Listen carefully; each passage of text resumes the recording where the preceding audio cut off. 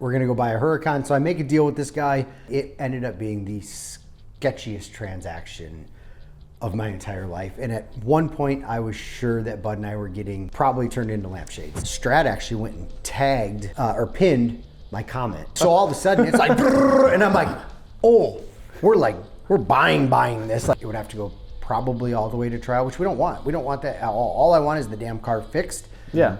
And I just want it back, and I just want to drive it. I don't have big insurance suing money, but Can I ask you the name of the insurance company? yeah. Hello, ladies and gentlemen. Welcome back to the Minnoxide podcast. I'm your host, Harris, aka Minnoxide, man of many automotive aspirations, who's really hopped up on C4 today, by the way. Yeah, I can tell you're talking I'm at an immense today. speed. What do you mean next speed? An immense speed. Oh, you call me slow? Yeah. Yeah. Anyways, I'm here with my Ford-loving co-host, Dan, Mr. Gun at Garage. Yep. And we are here with a long-awaited episode, man. This has been, I want to say it's got to be close to, I think it's got to be 3 years in the making. But before I even started the previous podcast, the Whiplash podcast, I put together a list of all the people I'd like to have on the show. It's like a list of 30 or 40 people. Half of them are dead to me now. It's okay. No, I'm kidding. But I made the cut. You made the cut. Yeah, you made the cut. Yeah.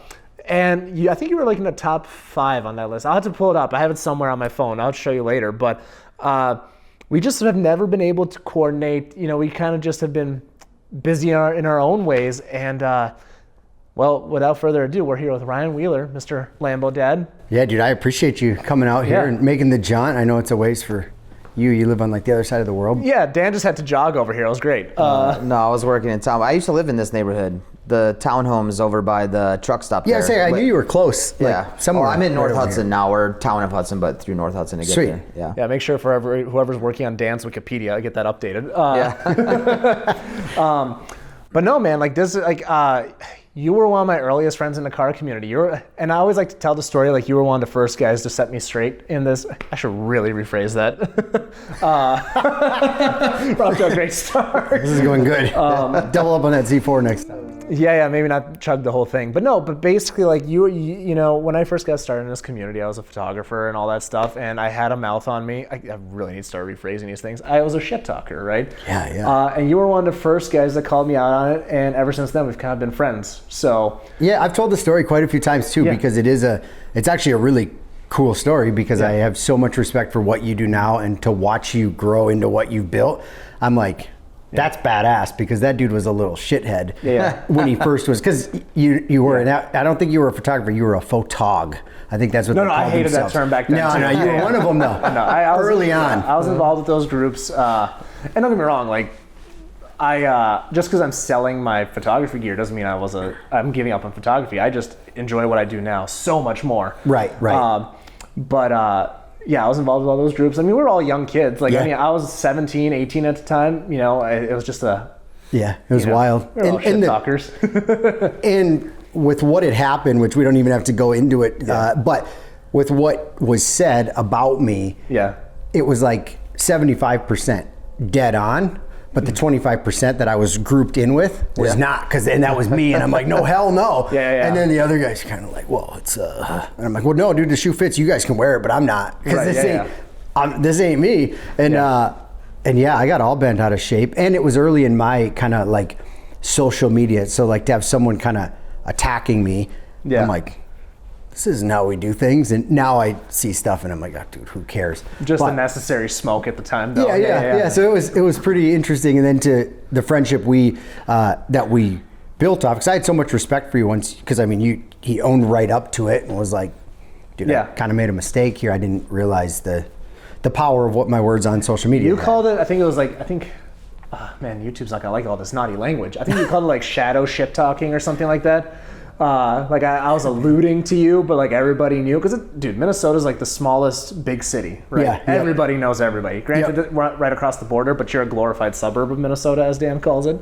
But I think that was one of my fastest back pedals. I'm like, all right, because usually people don't get what's coming to them. Unfortunately, that's how the world works. So that was one of the few times. But anyways, I digress, man. Like, so but it's been sweet. It's been good, because now we've been friends ever since. And that was pre-COVID. Awesome. That was 5 years ago, man. Yeah, that's wild. Yeah, it's a long time. But so I hate that this is our new standard of measuring things too, by the way, pre-COVID. Yeah. Well, and now it's like when you look at like, oh, COVID was 2020, like when it started, and it's like, oh, it's 2025. Yeah. Like, that feels like it was just, it's like now time can just slow up now. Like, yep. Mm-hmm. It's just never ending. But no, man, you've told me quite a few stories over the years, and I always thought like you'd be a great guest to have on the show. But tell us a little bit how Lambo Fam, Lambo Dad, how that all came to existence.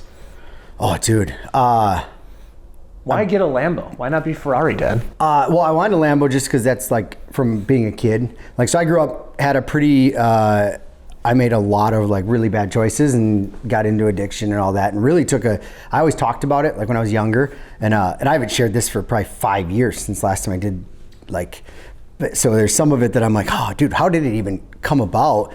But I always talked about, and I would always put on like Facebook back in the day, like, you know, I'm gonna take my kid to school in a Lamborghini, you know, his first day of high school, and everyone would be like, yeah, dude, you're like literally a loser. Like you have you have a terrible job and you hate, you know, most of your life, and you just drink. And so it was always like I had the haters on there, like, yeah, okay, whatever.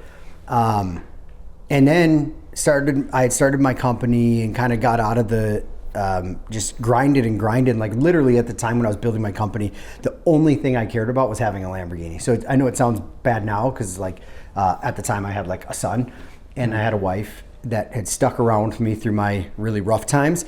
And when they're like, well, wasn't it like your wife? You guys like, no, dude, I wanted a Lambo. Like I had a lot of people to try to prove wrong. That's what pushed me to keep going, just because I didn't really know anybody that had one. And I was like, so why not be me? And then finally got to a point where I could afford to buy one.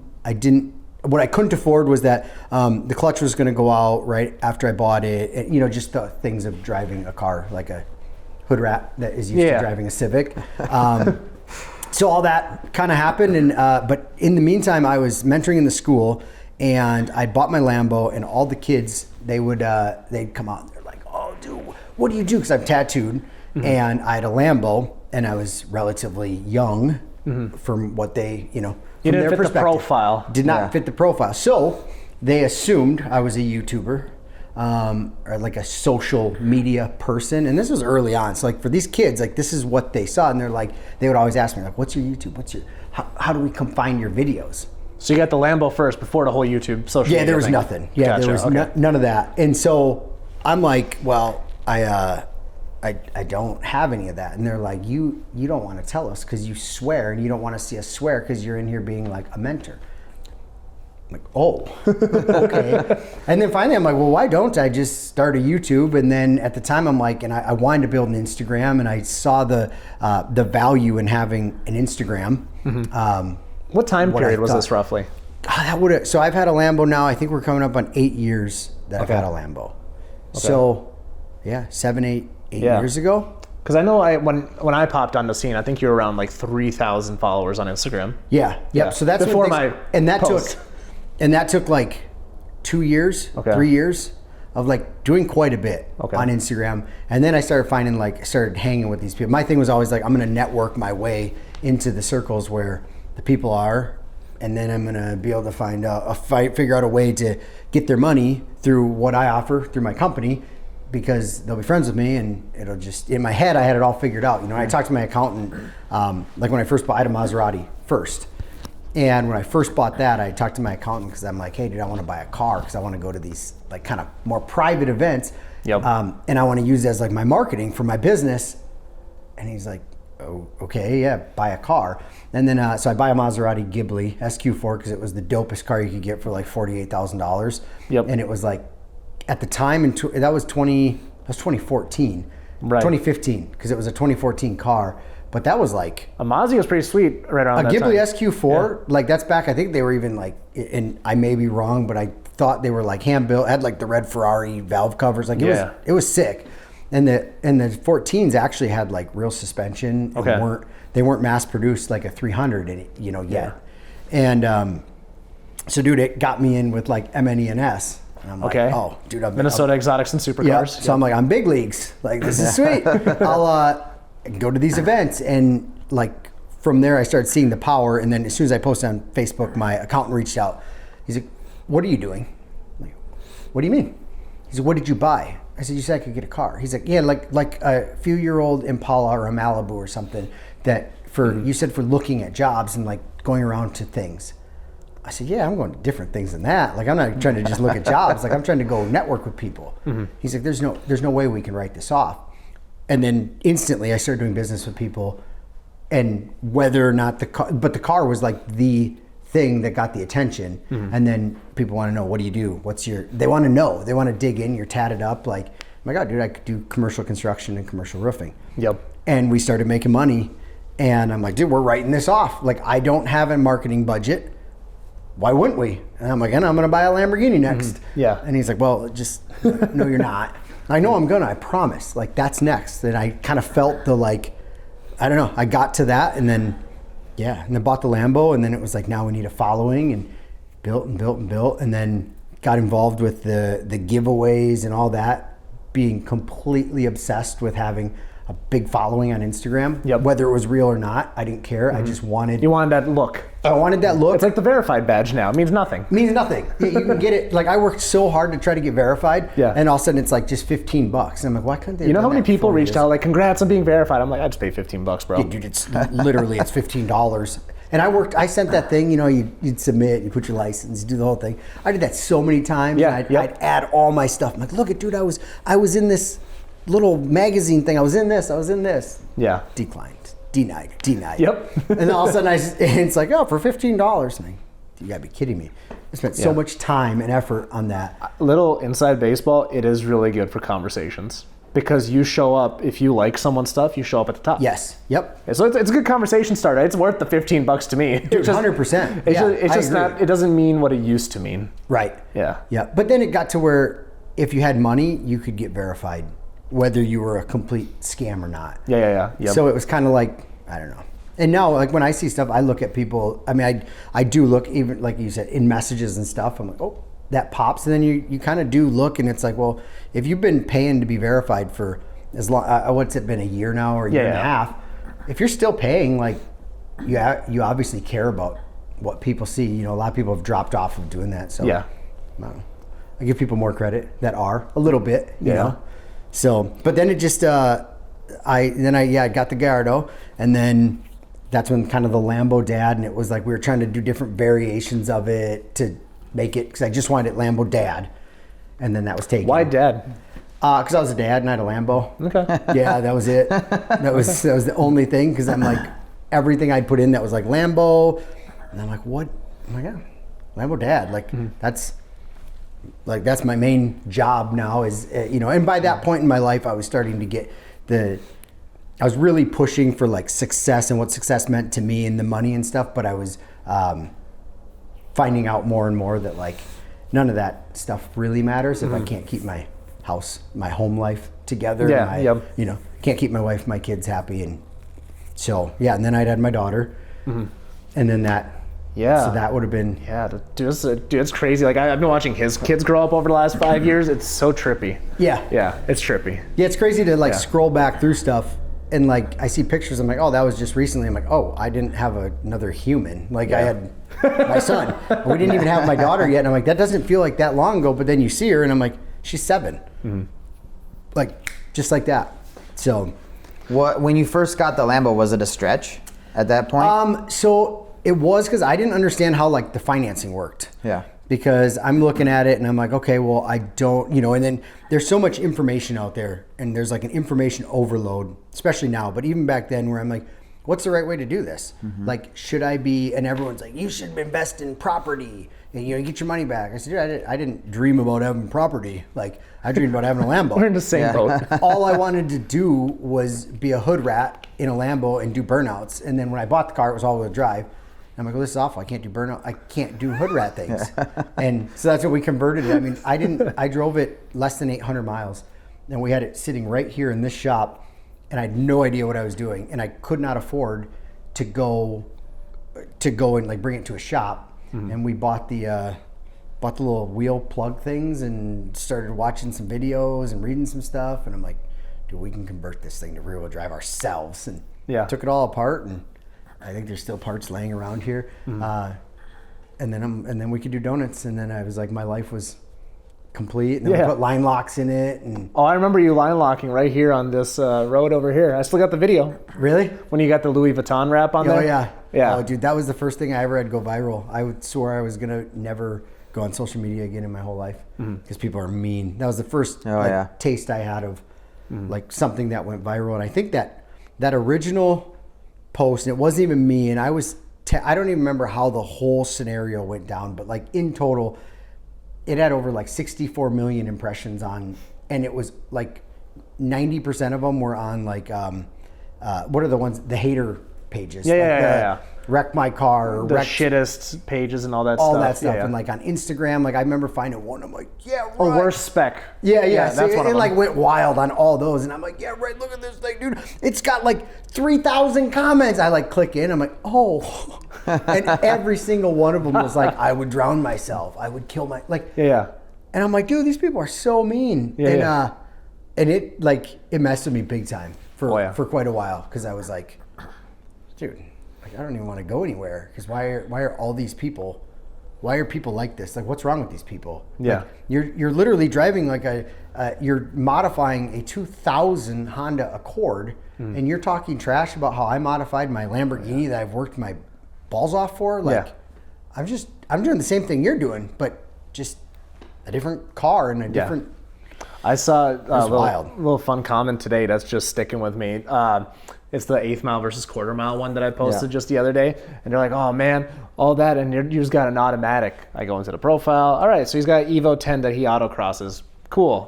That car that is in the video is 10 times that. It's like, come on, dude.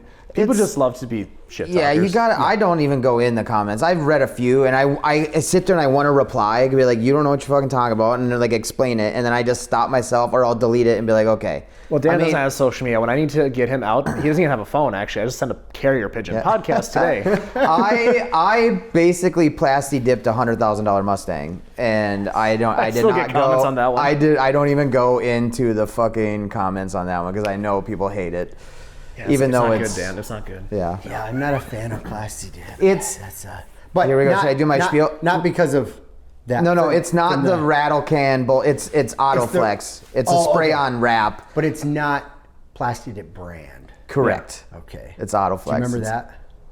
Oh, I got a cease and desist for that video I did. I had a video go viral on TikTok. Yeah. And it was like the right way to use Plasti Dip. And I like take, and I've got my table sitting out here, and I like set it down, and I like tape. I use blue painter's tape all over, so it's and it's super like, it's like the videos that go viral on TikTok. Like you're doing a project. Yeah. And then I set the can of Plasti Dip down, and then it's like, boom, the smart car hits the thing.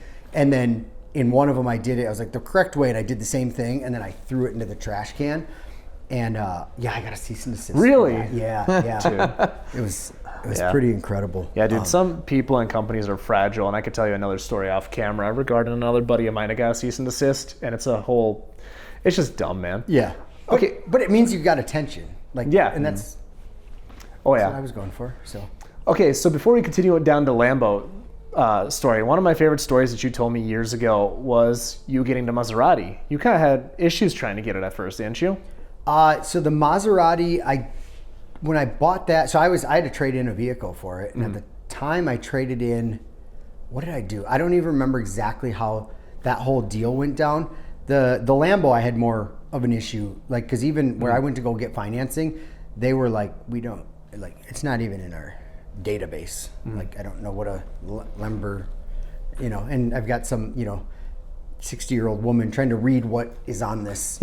This that I'm applying for, and then they're seeing the price, then they're seeing that it's a 2003, and they're going, well, for $105,000, like, absolutely not. And I'm like, no, you don't understand, because I'm just at my normal credit union. And then I'm looking, and at this point, I had saved up enough money where I could have drained all my accounts, and I could have bought it. And then I was starting to feel like kind of a tough guy to them, where I'm like, I'll just buy it outright, knowing that I literally couldn't eat tomorrow if I just bought it outright. You know what I mean? So it was like, you had asked, like, was it a stretch? And like, financing it, no. I knew I could make the payments. But so I ended up financing just part of it, and they did part of it as a note, and then part of it as I just put a good chunk down. And but it was like trying to get financing to push through was a pain. And even more of a pain was when I bought my 610 or my 580, Huracan. So, and then that was my first like dive into like more big boy. I mean, that was a $189,000 car. Right.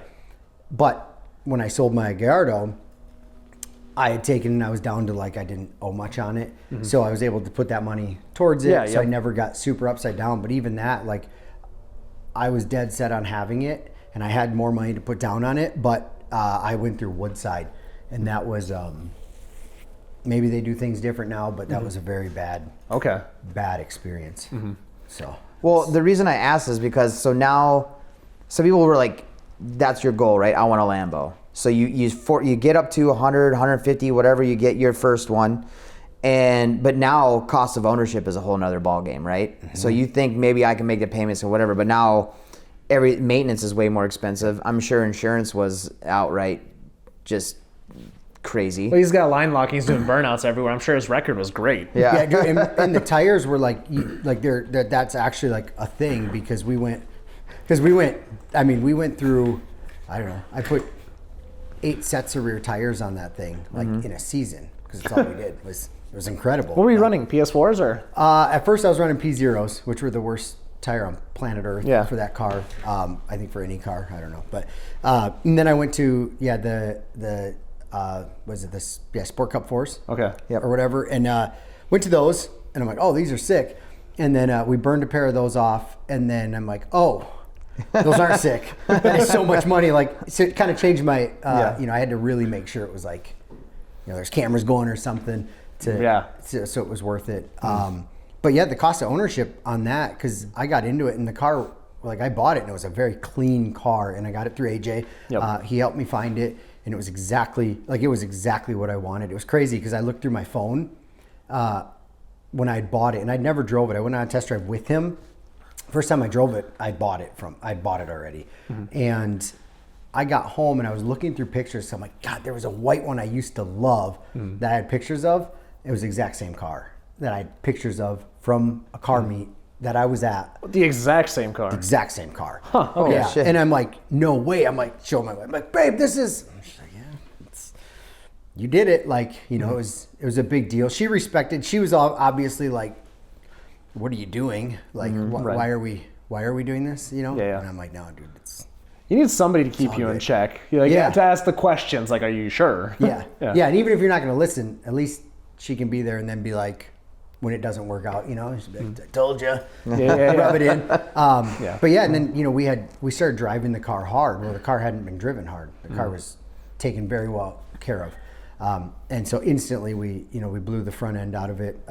Steering racks are notorious because if they just sit, they get a little bit of corrosion, and then when you start, wrenching on them, the gaskets in there, the O-rings that slide on your tire or on your steering rod, those things have little tiny pit marks where they sit in storage, where they kind of make little pits, and then you can just blow the O-rings out of them. And that's just a result of letting it sit too long. Yeah, just sitting and not driving them all the time. Same thing with like shock absorbers and stuff that rot if it gets pitted. Yeah, like the little dampener sits there and it gets pitted and then it blows fluid past it. Typical McLaren things. Yeah. So that happened, clutch went out, like all of a sudden it was like boom, boom, boom. And I had like a $25,000 bill. And I'm like, oh. So this is what they talk about, cost of ownership. Because I was looking at it like, well, I can change the oil myself. It's not a big deal. I can do a handful of stuff. I can cross-reference the brake pads and get brake pads. Like, dude, this ain't no thing. Like, I can do this.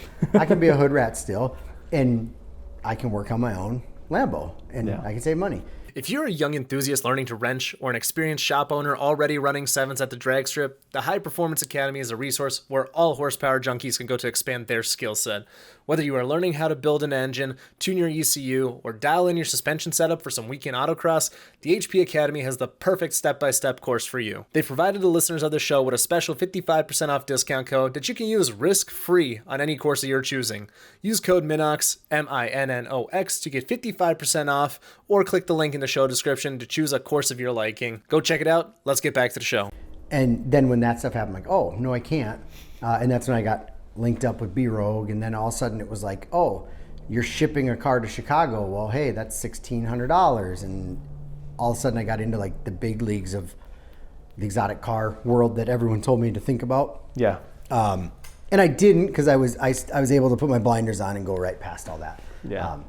But well, to be fair, you probably could have, to some degree, not had those high costs of ownership, but the way you drive, yes, that's also a contributing factor, I'm sure. It's all I want to do. Like, Why have it if you're not going to drive it? Yeah, and all I want to do is like when kids are like, burn out, I just want to be like, yes. We just talked about this with Adam on my last podcast. He's like, man, you don't see the cost of anti-lag, but it adds up.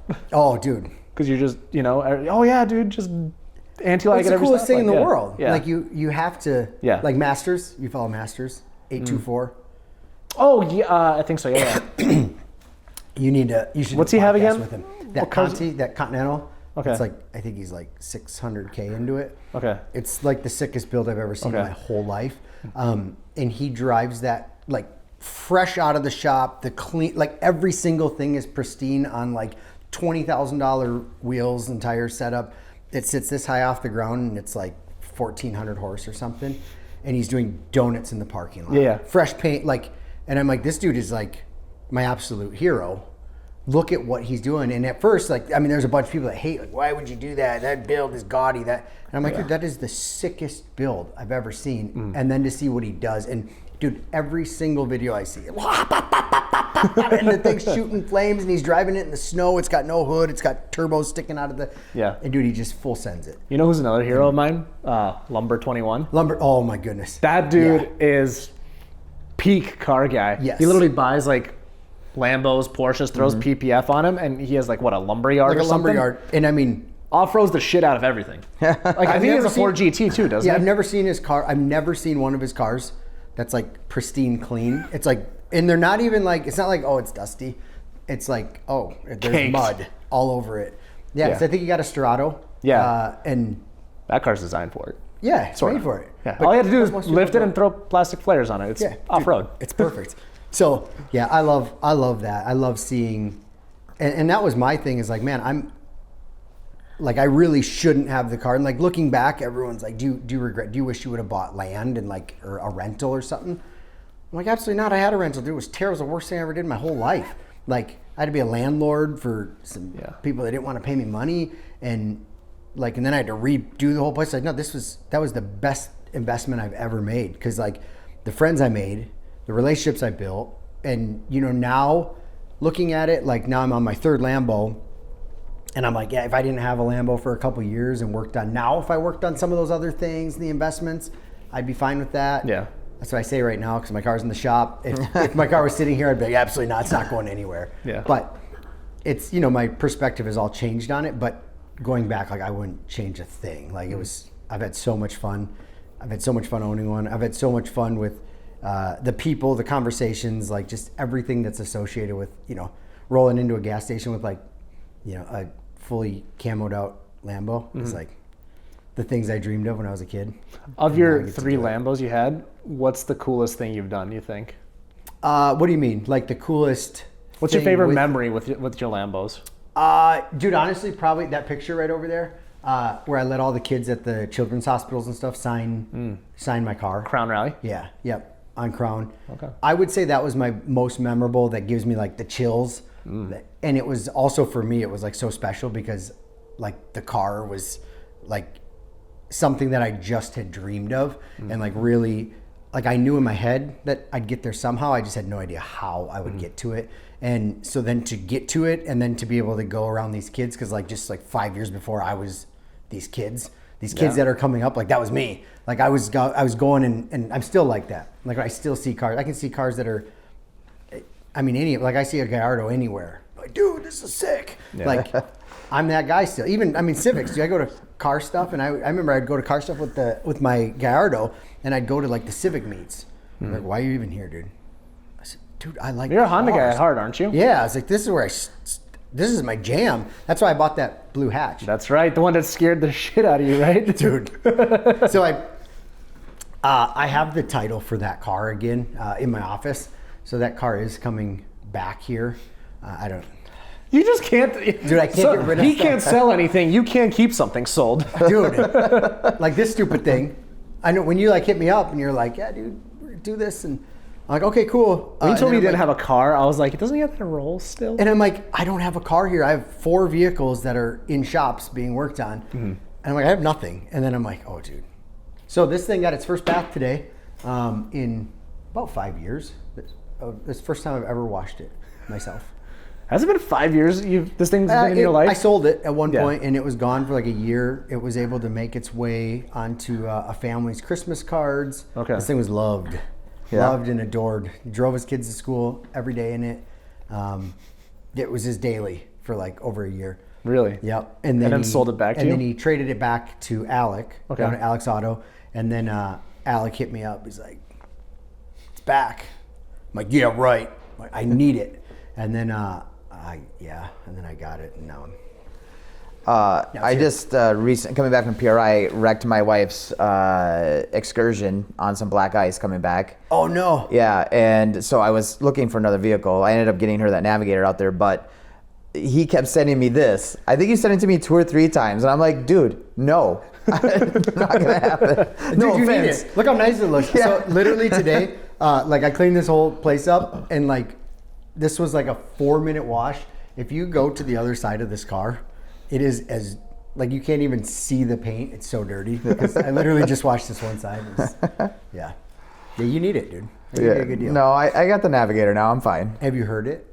No, I haven't yet. Oh, You want to start it up real quick? Start it up. Dude, Sure. It might smoke us out. We'll have to just keep. If it we'll smokes keep it us, quick. yeah. I mean, I dude, in it's, I don't think you're ready for this.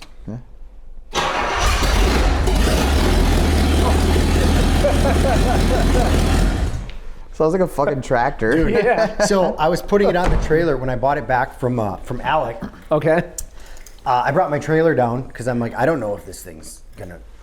Like people have asked me so many times, like, will you take us to prom in it? Will you? Yeah. I'm like, first of all, I'm not a chauffeur. I'm not driving you around, and so you can, You don't want that responsibility either. No. Yeah. And I'm like, and I don't know. Like, there's a chance that it doesn't make it to the end of my driveway. There's a chance it could make it to Utah. I have no idea. And like, part of me, if I trusted the front suspension and the stuff that holds it together better, it would be fun to do like a series of like, how far can we make it with this car? And then I don't know if you just leave it somewhere.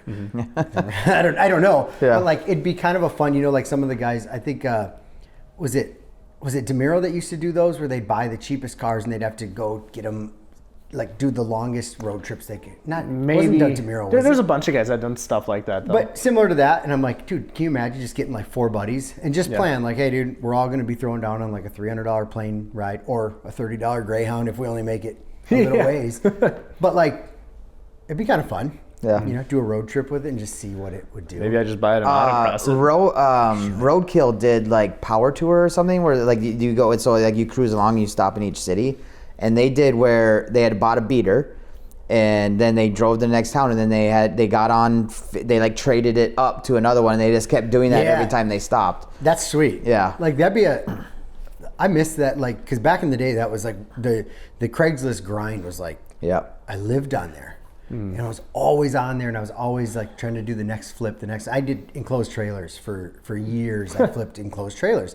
I'd buy them, I'd strip down all the old plywood, and I'd put new plywood in. I'd rewire them, and I'd paint everything. And I could take back in the day they were cheap. You could buy a 16. That's another foot, pre-COVID thing. After COVID, trailers are crazy. And so I did it for years, and I would get them for like $2,000. I'd clean them all up, and I'd put if they needed wheels and tires, like I'd make them really nice.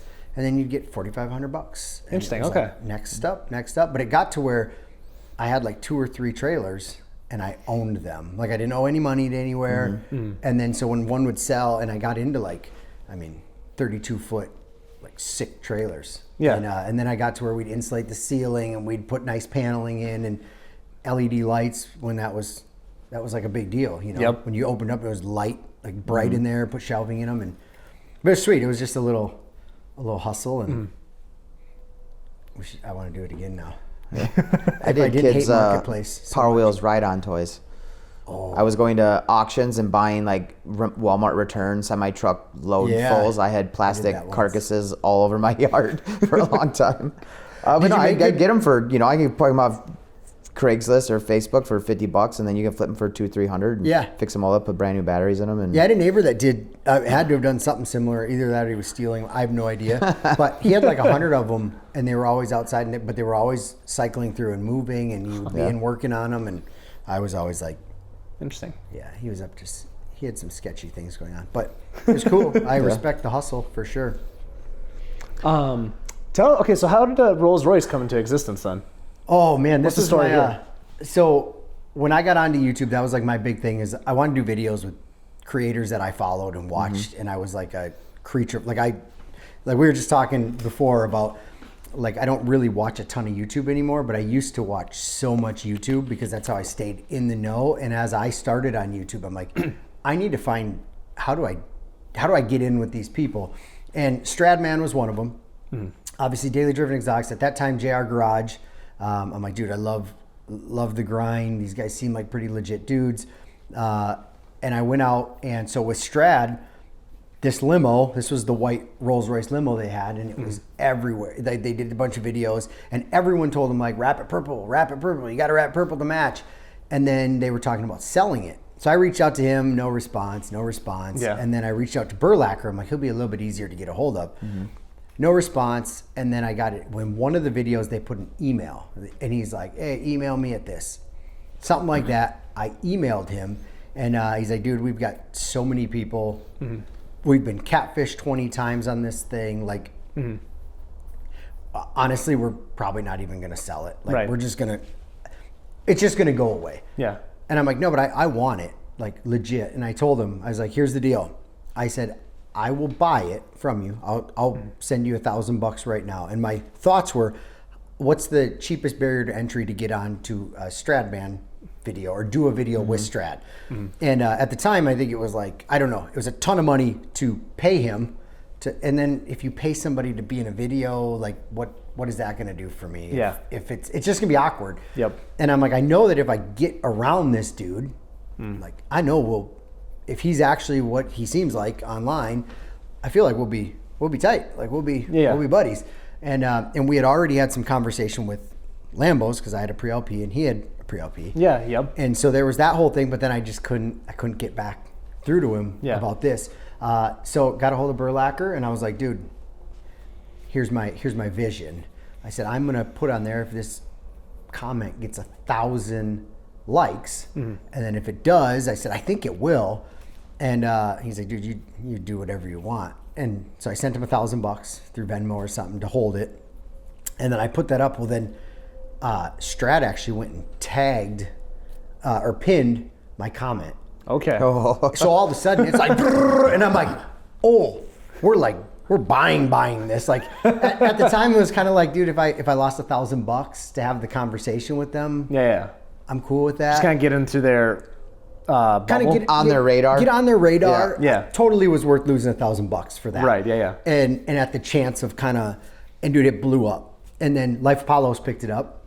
Yeah. Yep. And then everyone's like, dude's not gonna do it. Everyone says they'll do it. Blah blah blah. And then Life Apollos is like, do you guys think? I don't remember how he worded it, but he's like, Lambo fam coming into the scene with claiming that he's gonna buy it if it gets 1,000 likes, and it's at like a whole ton of likes, way over 1,000. And so I'm like, yeah, dude, we're gonna buy it. So then I reached out to Clayton, which is the rap guy. Yeah. And I was like, dude, I want to wrap it purple because I want to get there, and I don't want it to just be a transaction. I want to wrap this. He's like, what are you talking about? Like, I'm like, dude, I'm buying the limo. I said, I'll coordinate it with Burlacker. I'll get it up there, but I want a video. I want Strad to want this vehicle next to his Bugatti. That was my only vision. I was like, whatever it takes to get a picture of me with Stradman and this car and the Bugatti. And everyone's kind of like, okay, dude, whatever. Yeah. And so, dude, I worked it out with Burlacker, and Burlacker made the drive. I didn't realize it was like an hour drive. It's like through the mountain pass. He drove this pile and got a ride, and he's like, how good of a job do you want? And I said, dude, 50 feet. Like, I want the cheapest. I want like a 50-foot wrap. I just want it as far, like, I just want it to look decent from, and dude, he did This is still the original. It looks pretty good still. Dude, it looks really good. And we've jumped it and we've drifted it and we've drove it over everything. And like, it looks really good. You did a really good job. Yeah, don't sit as close as I am, obviously. Yeah, but you know, it's not bad. And you know, I got a bath today, so she might have to stay in the garage. Yeah. So and then dude, it ended up going. So I told Bud, I'm like, dude, here's the deal. I said, how long can you leave for? He said, what do you mean? Like, how many days? Like, he's like, I don't know. What do you got? And I said, we're gonna go down. We're gonna buy a limo from James from Stradman. He's like, what? He's like, I can go for as long as you want. I'm like, for real? Yeah. He's like, at least a month. I'm like, all right, let's roll. I told my wife, and she's like, you're absolutely insane. I said, no, I'm telling you, this is gonna be sweet. Yeah. And so we loaded up my Denali, brought all sorts of stuff, loaded up the trailer, brought a trailer. We got into the worst weather I've ever driven in. Oh yeah. The semis were crap. We almost Didn't got you crashed post some into. videos from that too? Yeah, and then other people reposted them, and they went stupid viral, and mine never did. I remember those. Yeah, millions and millions of views because Bud caught on camera a guy flying past us, and we had to get into the left lane out in Wyoming because they were shutting the interstate down, and it was like 40-mile-an-hour crosswinds, and it was glare ice, and the only spot on the whole road that had any actual visible road was on the left side. Well, when I was in the right lane, it was blowing that 32-foot trailer into that lane. Yep. Shit. And then there's semis crashing all over, so you had to keep going. And I'm like, so we're over in the left lane and we're coming up on a semi, and this guy comes blasting between us, and dude, all of a sudden he loops it, and we're looking at him, and he's like, oh my God. And he's looking straight at us, and he's sliding out, crashing. And I'm like, yeah, right. We got it. So we keep going, and like 5 minutes later, whoa, he comes by again after just going in the ditch. Bumpers flying off, like it was insane. And then, yeah, like 6 months later, all of a sudden he had a dash cam on. Yeah. So there's his side, and then someone took it on the internet and found my video.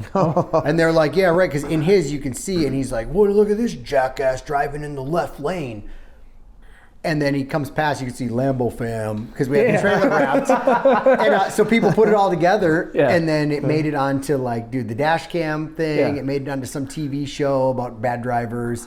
And everybody, like, I looked through the comments on that, and everyone's like, dude, this guy's an idiot driving way out of his, way out of safe zone for the road conditions, the other guy. And so yeah, it was wild, dude. So we went out there. That's so funny. Okay. So we go out there, and I had no idea what was going to happen. And so I was connected with Burlacker. So we stayed at a hotel. It takes us like 3 days to get out there. Staying at a hotel right in Utah, or right in Salt Lake. And then Burlacker said, yep, I'm going to come meet up with you guys. And I wanted to be like, hey, is Strad coming? Or like, what's going on? But I didn't want to, I don't know. Be a fanboy? Yeah. And so it was like this weird thing. And all of a sudden, I hear, and his... I think he had just gotten either that big blue Raptor or big blue TRX or whatever. I think it would have been the Raptor. And comes around the corner, he hops out, and I'm like, yeah, right. And he's like, what's up, dude? And nobody had seen it yet. He hadn't seen it, I hadn't seen it, and it was up at Clayton's shop. So we all rolled up there, and that was the first time. And I don't know if he knew it was getting wrapped purple or not, but from how he acted, like I actually think I think they kept it kind of on the down low. Yeah. And I'm sure those guys know how to keep it up for content too, right? Yeah, like yeah. Yeah. And then Strad's like, so then we did the whole thing. We did the transaction, and then Burlacker took and chauffeured us in the back seat. We went to Texas Roadhouse. Okay. There was like Stephen Lewis was there, like the whole gang. Okay. The whole Utah crew. Yeah. It was sick. Like it was so much fun, and they were so genuine. They were such good people. Yeah. And then he's like, hey, dude, he's like, you guys gonna be around tomorrow? I said, I'll be around for 30 days if you need it. He's like, he's like, come over, let's get some content. I want to get this next to the Bugatti. I'm like, yes. And then we went and kicked it with him, did videos, he revved the Bugatti, took the Bugatti out, got a bunch of videos, drone stuff, and then made it on his channel. And so it was super cool. I gained like 10,000 subscribers in the course of like 12 hours. So and they were authentic, like they were real. Yeah. So that was like wild. Yeah. Bud and I are sitting in the hotel room, like, dude, look at this. He's like, it's going crazy. He's on his phone. We're refreshing. We're like little kids. You know, it was but I remember it being like the most wholesome, like authentically cool. I'm like, dude, I like built this whole idea, and then we paid with $1 bills. Oh, I remember that. Yeah. Yes, that was a disaster. we were staying in hotels and with. Because what did you get it for again? Like 14,000. I think that's what it was. Yeah. And you had it wrapped and you hadn't even fully paid for it yet. Yeah. Okay. Correct. Yeah. So I put $1,000 down, and then I had sent Clayton like $1,700 on Venmo. So I was like 2,700 into it, and then the trip, and then and so then when I came to pay, and I told him, I said, "Here's the deal, dude. For content purpose, I'd like to pay in $1 bills." He's like, "All $1 bills?" I'm like, "Yes." He's like, "Sure, whatever." Right. And then it made great content, you know. And I ordered a Rolls Royce. I got it. It's hanging in here somewhere. I bought a Rolls Royce duffel bag. Okay. And like $14,000 in $1 bills is like to carry that around when you're going into hotels with like camera gear and this guy really likes strip clubs. Dude, and I'm like carrying this Rolls Royce duffel, like as sketchy looking as you can imagine. Just screaming, rob me. Yes, and we're staying in like, you know, budget hotels. Of course. Yeah. It was. Dude, it was a good time. It was a lot of fun. It was fun filming the content. Mm-hmm. Everything that went wrong, like with the drive, you know, could have gone wrong. It went wrong. But yeah, we got it. Did a bunch of content with it. Put wheels on it. Like everything we did was like a huge project because nobody made wheels. So they're actually Toyota Tundra blanks that we bought, and we had them custom drilled. Really? Yep. And then one of them got dropped when they were shipping them, and they're like, "Sorry, there's nothing we can do." And I'm like, so I'm working with Judd at Tire Pros, and he's like, "Let me call." And all of a sudden he's on the phone and he's talking, and he's like, "I got it figured out. I got a lady. She's a Hispanic lady. She owns a machine shop somewhere by there. She's gonna go pick up the one wheel. We're gonna get a blank. We're gonna do this." And dude, it took less than 7 days to have those from an idea. They came from LA, they went all over the place, had to be custom drilled, all the way to Tire Pros. They put tires on and they fit, everything worked. And I'm like, dude, that is insane. Because everyone's like, there's nothing you can do. I was on all the forums. I got kicked out of all the forums. Because I'm like, dude, Rolls Royce Owners Club. Like that's like a real Facebook page. And I love how it's drilled into there, by the way. And then in here, some rusty screws. Like, dude, look at this. This is the coolest thing. Look at that. There's like an actual silver plate. Look right down here. Oh, that's sick. Yeah. Probably worth more than like the whole car is that one silver plate. But that's like because it's a factory built. Yeah. Oh, you gonna run over your phone over there. Oh, we're good. What year is it? 1982. Oh, perfect. Yeah, come on. That's a good year. Yeah. Is that? That's the year I was born. Yeah. Yeah. Yeah. So it was. You're just loving to update your Wikipedia today. Yeah, I guess. We have it dialed in. Yeah, and I think we looked it up. We tried to. So we had some people that got pretty deep into like figuring out stuff about the car, and we found. I want to say it was 208,000 was the original price. Holy shit! In 1982. Yeah. And so if you do the math, that's like $700K now. Yeah. And the only people that had it. So this is one of two in 1982 of the Silver Spur 2 factory-built Rolls-Royce limos that was ever made in the factory. There's, I think, 2 of them.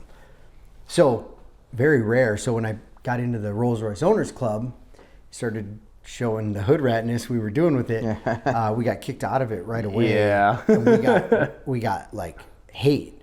And I'm like, well, you can buy it if you'd like. If it was worth so much to keep it in pristine condition, why don't you buy it? And you probably should do it soon because we're about to put train horns in it, and you're like, you better do it quick, you know? And and nobody bought it. And so here it is. So pristine. It's like when Whistling Diesel did that crazy plane video however many years ago, and then all the plane guys came after him. Yeah.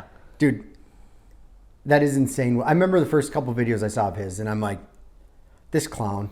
And then I'm like, oh, I can't not watch when he uploads. And now I'm like, it just boggles my mind. Yeah. It's come so far. What he's taken it to. Yeah. Talk about a guy who doesn't read the comments and doesn't give a shit. No, he responds. I know he does. But I was about to say. I guess more of a I don't give a shit attitude. I love how I don't know if you saw the story the other day. He's like, can you please start unsubscribing? I really don't want to do a durability test on the Bugatti. Yeah, 10 million, right? 10 million, he's at like 9. He's close. He's at 9 million something. Yeah. He'll be there any day. That's insane. Yeah. Because when he first started saying that, he was at like 4 or 5 million. I thought it was lower. I thought it was like almost 2 million. It might have been. Yeah, I thought it was something like that. Yeah. And I'm like, oh, dude, to get to like 10's a pretty absurd number. Yeah. I feel like a lot of people can get, and this is crazy coming from somebody as small as me, a lot of people can do that 1, 2, 3, 4 million. 10 is kind of like, that's like a rare air. Well, what's Mr. Beast at? Oh, well, but that's he's like as big an as it gets. anomaly of Yeah. I still can't. I love watching stuff Yeah. about him and with him and interviews and stuff because he With kind who? of blows my mind. With Mr. Beast. Oh, gotcha. Yeah. Because it's wild. He's what younger done. than me, Yeah. dude. Yeah, it's insane. Yeah. Crazy. Yeah. But like with Whistle and Diesel, he's literally built it from just doing the things he wanted to do. He just Yeah. like wrecking stuff. And I look back, and we had talked about this a lot. Like, dude, if I had a camera when we were younger, Yeah. well, we'd be in prison. We'd probably be dead because we would have gone even bigger on stuff. But like, Yeah. we jumped people in the road with our minivan. And like, imagine if you had a video camera then. Yeah. Like we'd be sitting in prison for sure. But like, we did so many things like what he went and made a ton of money doing, you know, and that's crazy. It'll be interesting to see how he goes about the Bugatti thing? Yeah.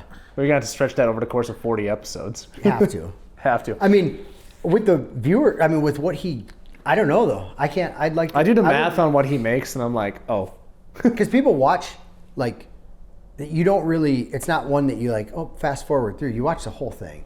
You know, like the watch time's got to be Yeah. absurd. Those are videos where you just go all the way through, and I could talk about YouTube analytics all day long. Like I introduced my dad to Cletus today. Yeah. I'm like, yeah, that guy is like really big. He's like, really? Yeah. So okay. Anyways, down that whole rabbit hole. So the Rolls Royce thing. So you also got, what is it, the highest mileage Huracan in the country? As far as we know, I mean, Okay. I'm sure that someone. At the time, at least. Yeah, it's up there. Yeah, and we stacked miles on the Gallardo. We ran that to 50K like within 2 seasons, I think. Okay. In between being in the shop for clutches and all that stuff. Yeah. And then the Huracan. So I bought the 580. Yep. And that was like low mileage, high spec. Like that was a sick car. We went and rallied that. We did West with that. We did the Salt Flats. We completely destroyed that car.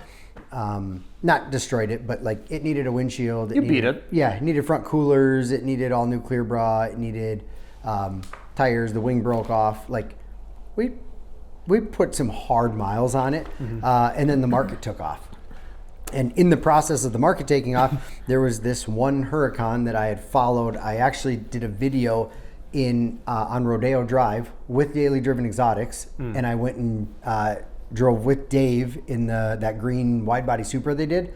Jumped in with him, and we rolled up, and there was a group of cars on Rodeo Drive, and there was a multicolored, like wrapped down the middle Huracan.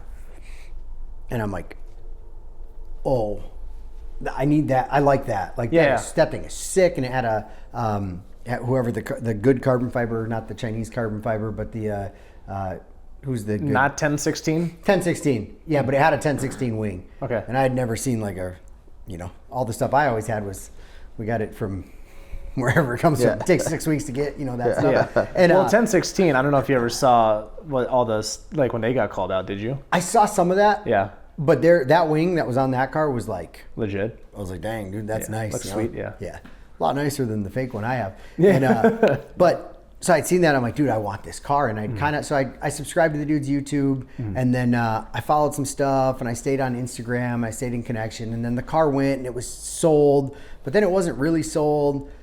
And then there were some issues with it. And all of a sudden it was like, I think it popped up. One of the guys was on VinWiki because the Detroit PD impounded that Huracan for street racing. Okay. And then they had made a video, and they had like put their own stickers on it, and they're like, we own this now. We own both of these. And they had taken the guy's Gallardo too. Okay. Well, then it wasn't even his car. He was in a lease. Dude, it was insane. And so this whole thing goes down, and all the while I'm like messaging him like, dude, what's up with that car? He's like, yeah, dude, my buddy bought it. I'm like, yeah, but they're saying that it's not in his name. And then he reaches out. He's like, hey, dude, I need money. Do you want to buy this Huracan? Like, I thought you said it wasn't yours. He's like, no, I have the title. It's a bad deal. Everything that happened, the car's got a bunch of issues. Do you want it? I'm like, yeah. I do. I'm like, what kind of issues? He said, well, it's like 90,000 miles. It's got a little bit of an oil leak. The power steering, we have all the parts to fix it. It's just a little computer thing. You can plug it in when you get here. I'm like, well then, I'm like, why don't you plug it in before I get there? You know? And it's out in Atlanta. So I hit up Bud. Like, Bud. How much time you got? How much time you got? Dude, up to a month. I'm like, all right, we're going to go buy a Huracan. So I make a deal with this guy. And the deal was, we made a deal on the price, and then I'm like, I'm going to get it back to my shop, and we're going to go through it completely, and then we'll adjust if there's anything. I said, but, you know, with the issues you're saying it has, if it's worse, whatever, and I'm going to give you X amount of cash. So here we go, and we fly, and we travel with a bunch of cash again. Interesting. Yep. And then I tell him, like, as long as I see the title, I'll let you hold the title. I'm taking the car. We'll do a full bill of sale. I want a copy of it. Like, we made it. So it's still super sketchy. And then someday I got to share the whole story because, like, you absolutely die. Like, it ended up being the sketchiest transaction of my entire life. And at one point, I was sure that Bud and I were getting probably turned into lampshades somewhere in someone's house. It was weird. Dude. The whole thing was weird. Anyway, we end up getting the car. It took us hours of like driving around. It was supposedly over here, but then it wasn't. But then the guy's shop it was actually outside, but he didn't have the key. Okay. And it was up in the mountains. Very bizarre. Okay. Ended up being there. And then I'm like, okay, well, we got to make this deal. Then he didn't have the key, so we waited. And then he's like gone. He's in the back of the house, and he comes out and he's got the key. I'm like, I'm not asking questions. You would have been the brightest lampshade ever. Dude. Dude. And so here I'm like, I started filming this whole thing. Yeah. And then it got to where I'm like, I can't even really fit. Like, this is too, like, I was actually very uncomfortable with the whole situation. Okay. So you guys didn't carry or anything either, did you? What's that? Were you guys carrying? We flew. And like, we flew in and and I didn't think anything of it. You thought it was going to be an easier deal. Yeah. And so we finally get the keys to the car. He's like, okay. He's like, follow me. Well, I knew when we got out of the dude's truck, I could see the gas gauge, and it was like on E, because I was worried we weren't going to make it to wherever we were going. And then he's like, follow me. Let's go down to, we need to go get a pen and paper to draft up the rest of this and sign this. I'm like, okay. And he takes off, and dude, I cannot keep up. I'm in a Lambo, and he's in like a little pickup truck. Yeah. And I can't keep up with him, dude. We're buzzing through, and we're going, and we're passing like stores that would have a pen and paper. And I'm like, do we keep following? What are we supposed to do here? Mind you, I have the car. I have the cash. I have the little handwritten bill of sale that's not signed yet, but like, I don't have the title, but I'm sitting pretty good. Yeah. Like, I have my money in the car. And by this time we're figuring out that like it has no power steering. And so it doesn't even have, because it's got like the electric steering in there. Mm-hmm. So it's not like once you get driving, it's smooth. Yeah. It is like, dude, when you're like, even to turn one lane, I mean, you're, really? And then one of the seats, so the side of the seat, there's two motors. Yep. One of the motors is stuck, and it's the left side, and it's stuck all the way back. Well, I'm pretty tall, but I'm not at all. So the front is like all the way forward, and then the left side, so the seat itself is twisted. Oh, okay. So I'm like trying to drive, and I'm trying to turn, and my shoulder is like a foot from the seat on the left side. But dude, it's... Please tell me Bud was filming this. Oh, dude, so we have a lot of filming of this part. Okay. And then he pulls into a Walmart, and we go in, and I have to go buy a pen and like literally go do this deal, and I'm counting out stacks of hundreds on a table at Subway inside. How much cash is the cash deal? So I want to say 10 or 20,000. Okay. So, I mean, it wasn't like 100K or nothing. Yeah. It's still more than you should count on a Subway table in a Walmart. Yeah, in like the foothills. It sounds like the Scully story. Yeah, some mountain like right outside of Atlanta, wherever we were. Okay. And so do we do that, and we sign, and I'm like, all right, dude, well, now we've got to go, and we've got to drive from Atlanta home here. And we've got this car that's like, I go to hit the wipers, and it's like, and I'm like, oh my gosh. So we make a stop, go to O'Reilly's, And we start looking like, we're like, all right, what can we fix on it now? I brought stickers with, had to get Lambo Dad stickers on it right away for the drive home. So we slapped stickers all over it.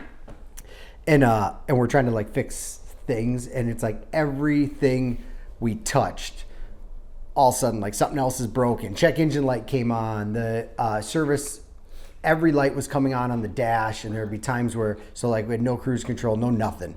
Because also the ABS light would come on, and then it would be like speed limited, and like, dude, it was insane. There'd be like 14 dash lights on this thing, and I'm like, well, we're just sending it. Right now we're 10 or 20 grand into this thing or whatever.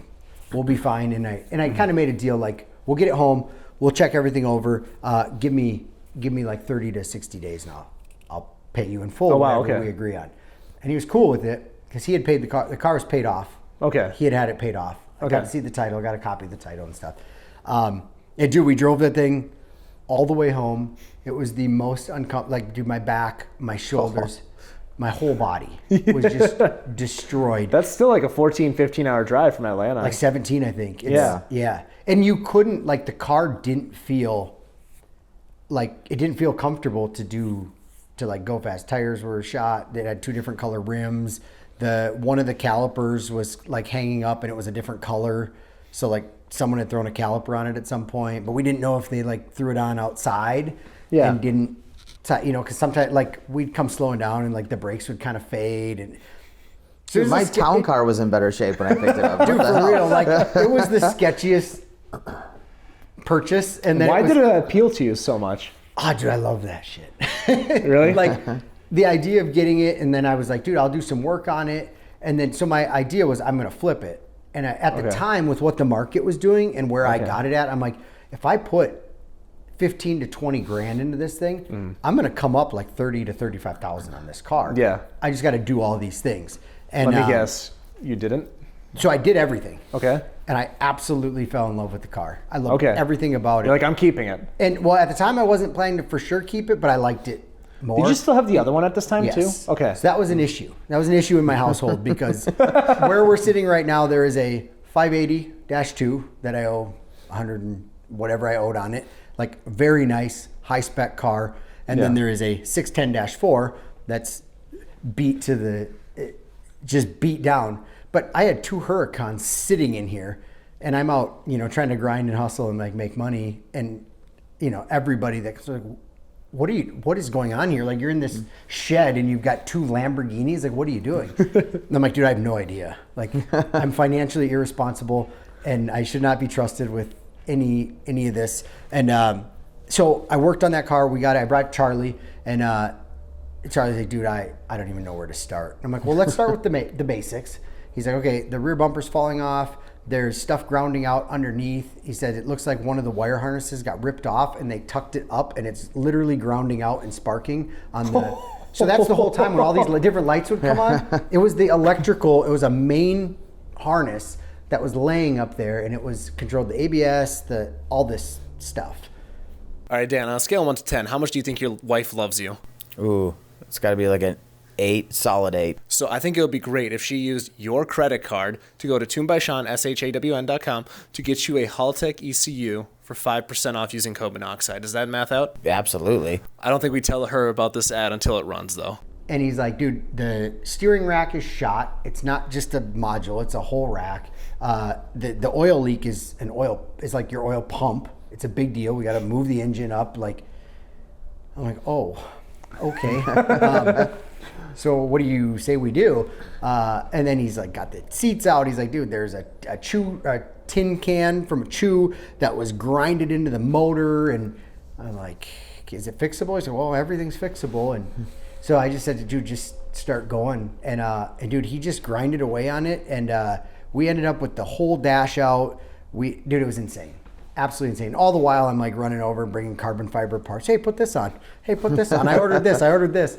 And then dude, he got done with it and it was like a new car. Like, okay, we got it to where everything worked. 0 check engine lights, no nothing, dude. Okay. And what was your beer tech bill? Dude, it wasn't. I don't want people to go to him and think he's like a good deal. But, okay. It was very fair. Okay. Yeah, he took really good care of us. It was probably more than that 15, 20 though. For what's that? Like that 15-20 you said it would be to flip it? Oh, yeah, yeah. It was probably more than that. So we ended up, but then we started doing stuff like I put a full carbon rear bumper on. Yeah. You know, and then. Oh, that's right, yeah. Yeah, like it's got a lot of really nice parts on it. But he took care of us, and he kind of, the thing was like, dude, just keep bringing all your stuff to me. And literally he's got it again now. Yeah. And he's got my smart car now. He's got everything. Okay.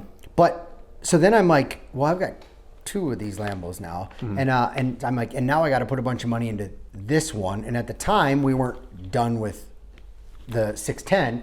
And so I'd gone over to Eurotech and I was getting a price to do the front coolers and all that stuff I wrecked on the rally. And this dude comes in, he's young, like 24 or something year old dude, and he's just a young stud. He comes in and says, hey dude, I like your car. I'm like, yeah dude, me too. He's like, do you want to sell it? I'm like, no dude. I said, it needs tires, it needs this, it needs this, it needs this, it needs this, it needs all this stuff, dude. I'm gonna have like a fat bill. I wouldn't feel right selling it. And he's like, I'll give you, and he makes an offer to me. He's like, I know what the market's doing. He's like, I know what it's worth. I know what it'll take to fix. And I'm like, like, you got cat? Like, what do you mean? And kind of blew him off a little bit, but was like, yeah, dude, if you come with money. He's like, well, what are you doing tomorrow? And I'm like, well, I'll sell you a Lambo if you got money. And I go into Eurotech. I'm like, hey, is that dude legit? I'm like, yeah, he's got a Gallardo. I don't know. He comes in here and just pays. We do everything to his cars, and he beats the crap out of them. And okay, like, really, that dude? And then shows up. So the next day he calls, like, hey, you want to meet over at your bank? I'm like, sure.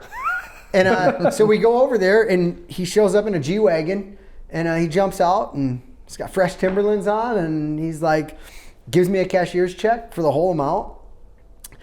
And I'm like, okay, let me, so I call, and they're like, yeah, it's good. He just came in and got it. I'm like, for real? I'm like, okay. And I'm like, here? I'm like, I don't have the title. Like, the bank holds the title. I'll give you a bill of sale, and then as soon as it comes, like, here's where I bank. They have it. They can. He's like, all right, cool. Yeah, I'm not worried about it. Okay. And then I had to call, and I didn't think he was for real. So I had to call and get a ride back home. My wife's like, what? I'm like, yeah, dude, sold my car. and I made money even with all the damage, and now the dude's big leagues. He's got, I don't know, like 4 Lambos. And, okay. Yeah. Interesting. Local guy still? Yeah. Okay. Yeah, he's down in the North Loop. He's awesome. He sells big on Amazon. Like home stuff. He sells like dishwasher pellets and cleaners. Yeah. The Amazon deal. But he's kind of an OG in the space. Yeah. Yeah. Because I used to have in my old neighborhood, 18-year-old kid had a Huracan, and he was making a killing on TikTok and Amazon. Yep. Yeah, dude. There's TikTok shop. Yeah, TikTok shop. Oh, Yep. dude. And off-camera discussion, the amount of money in that is freaking insane, dude. Yep. Yeah, no, there was Bitcoin millionaires there for a little while, and now you got these TikTok shop millionaires. I feel like every few years there's like a new fad, and if you catch it just right, you'll be set for life. Yep. There's a gold rush every 5 years. So there's just a little part of that is that there's where the Huracan was originally purchased. It was purchased with from a young dude. Okay. He bought it brand new, and I think he bought 3 supercars at once, and it was early stage Bitcoin money. Interesting. Okay. Yeah. But we were kind of doing the math of where it was cashed out at versus what it would have been worth. That kind of hurts to think about. Yeah. So, but that's always, so what? You'll always, what if it didn't too, sort of deal. 100%. Yep. I sell a lot of my stuff kind of goes, and I've caught a couple good waves, not for anything crazy amounts of money. Yeah. But everyone's like, dude, why aren't you holding? Like, because I made 10 grand. Why would I hold any longer? Like, I'm cool with taking that, and I leave my money in that was there, and like, dude, I can never lose now. Yeah. And if this keeps going, it's like the guy that bought pizza with Bitcoin. Yeah, dude, 20 years ago. Yeah, it's. Well, that guy who lost his hard drive in that. Oh, that's right. I forgot about that guy. He wants to buy the landfill now. Yeah, because he can't hire people to go in there to do it, but he can go in. So he's trying to buy it. I had so when I used to play online poker a lot. When PokerStars became illegal and it had to go offshore, they gave you this option to the only way to get your money back. So they gave you like months and months and months to pull your money out because the legislation. Dan Fleischman was a big part of like getting people paid back from full tip, whatever it was. But I played a lot, and my cousin was like a pro online player, and he kind of told me like, dude, get your stuff out of there, like. And I had taken everything out, and then I'd left like $900 or $1,000 in there, and I remember because I'm like, I cashed out, and at the time I want to say you had to convert it to this Bitcoin, and then you could use this Bitcoin, and I'm going, this is BS. Like, you guys are taking my US dollar, my money, and you're only allowing me to get it in this thing, and now I only have 300 of these stupid coins that are worthless. You can't do anything but buy,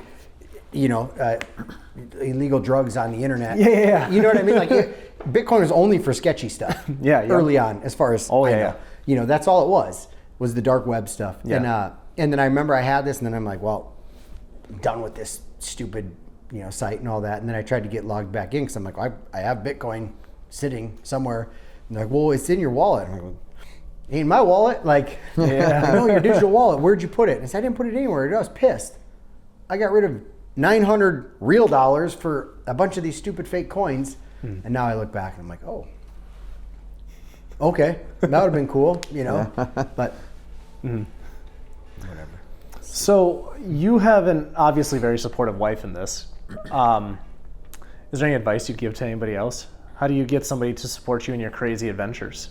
Oh man, has she ever successfully talked you out of anything? Oh yeah, dude, all the time. Okay. Yeah. And there's been a lot of things I've gotten into that she's been like, I wouldn't. And I'm like, well, you wouldn't, but I would. And then a lot of the stuff, like her intuition is actually really, really, really good. Okay. Like she sees things that I'm willing to look past a lot of like flaws in people and people that have past, because like I have a past, I have a history. I went through some really rough times. And so like when I see somebody that's going through them, I'm like, yeah, dude, I got your back. Like I jump on board, till you screw me over and then I'm out. But I've done that a handful of times and it's backfired. Almost 100% of the time. Yeah. And it's always the times where my wife is like, I don't like that person. And then it's spot on, But what I would say is like for me, and obviously this has always changed. I've been married for 15 years now. She stuck with me through like the really rough, my addiction and all that. She stuck with me through it. It had got to a point where she had finally had to move out. She'd moved out, took our son. My son was really young. And then that was kind of the point. That's when I had overdosed. And then I was like, holy cow, had like that awakening. And I'm like, no. I can't lose you. I'll do anything. But then it was like putting my money where my mouth is, and then it was just working at it and always making sure that because for years, dude, she was like, you can't bank at my work anymore. She's like, I'm so embarrassed. I'm like, no, I know. Because I've never been afraid to I would spend all my money today. If it's something I believe in, I'll spend every dime. And I know that, I do it a little differently now, but I used to do it all the time. I'd spend all my money.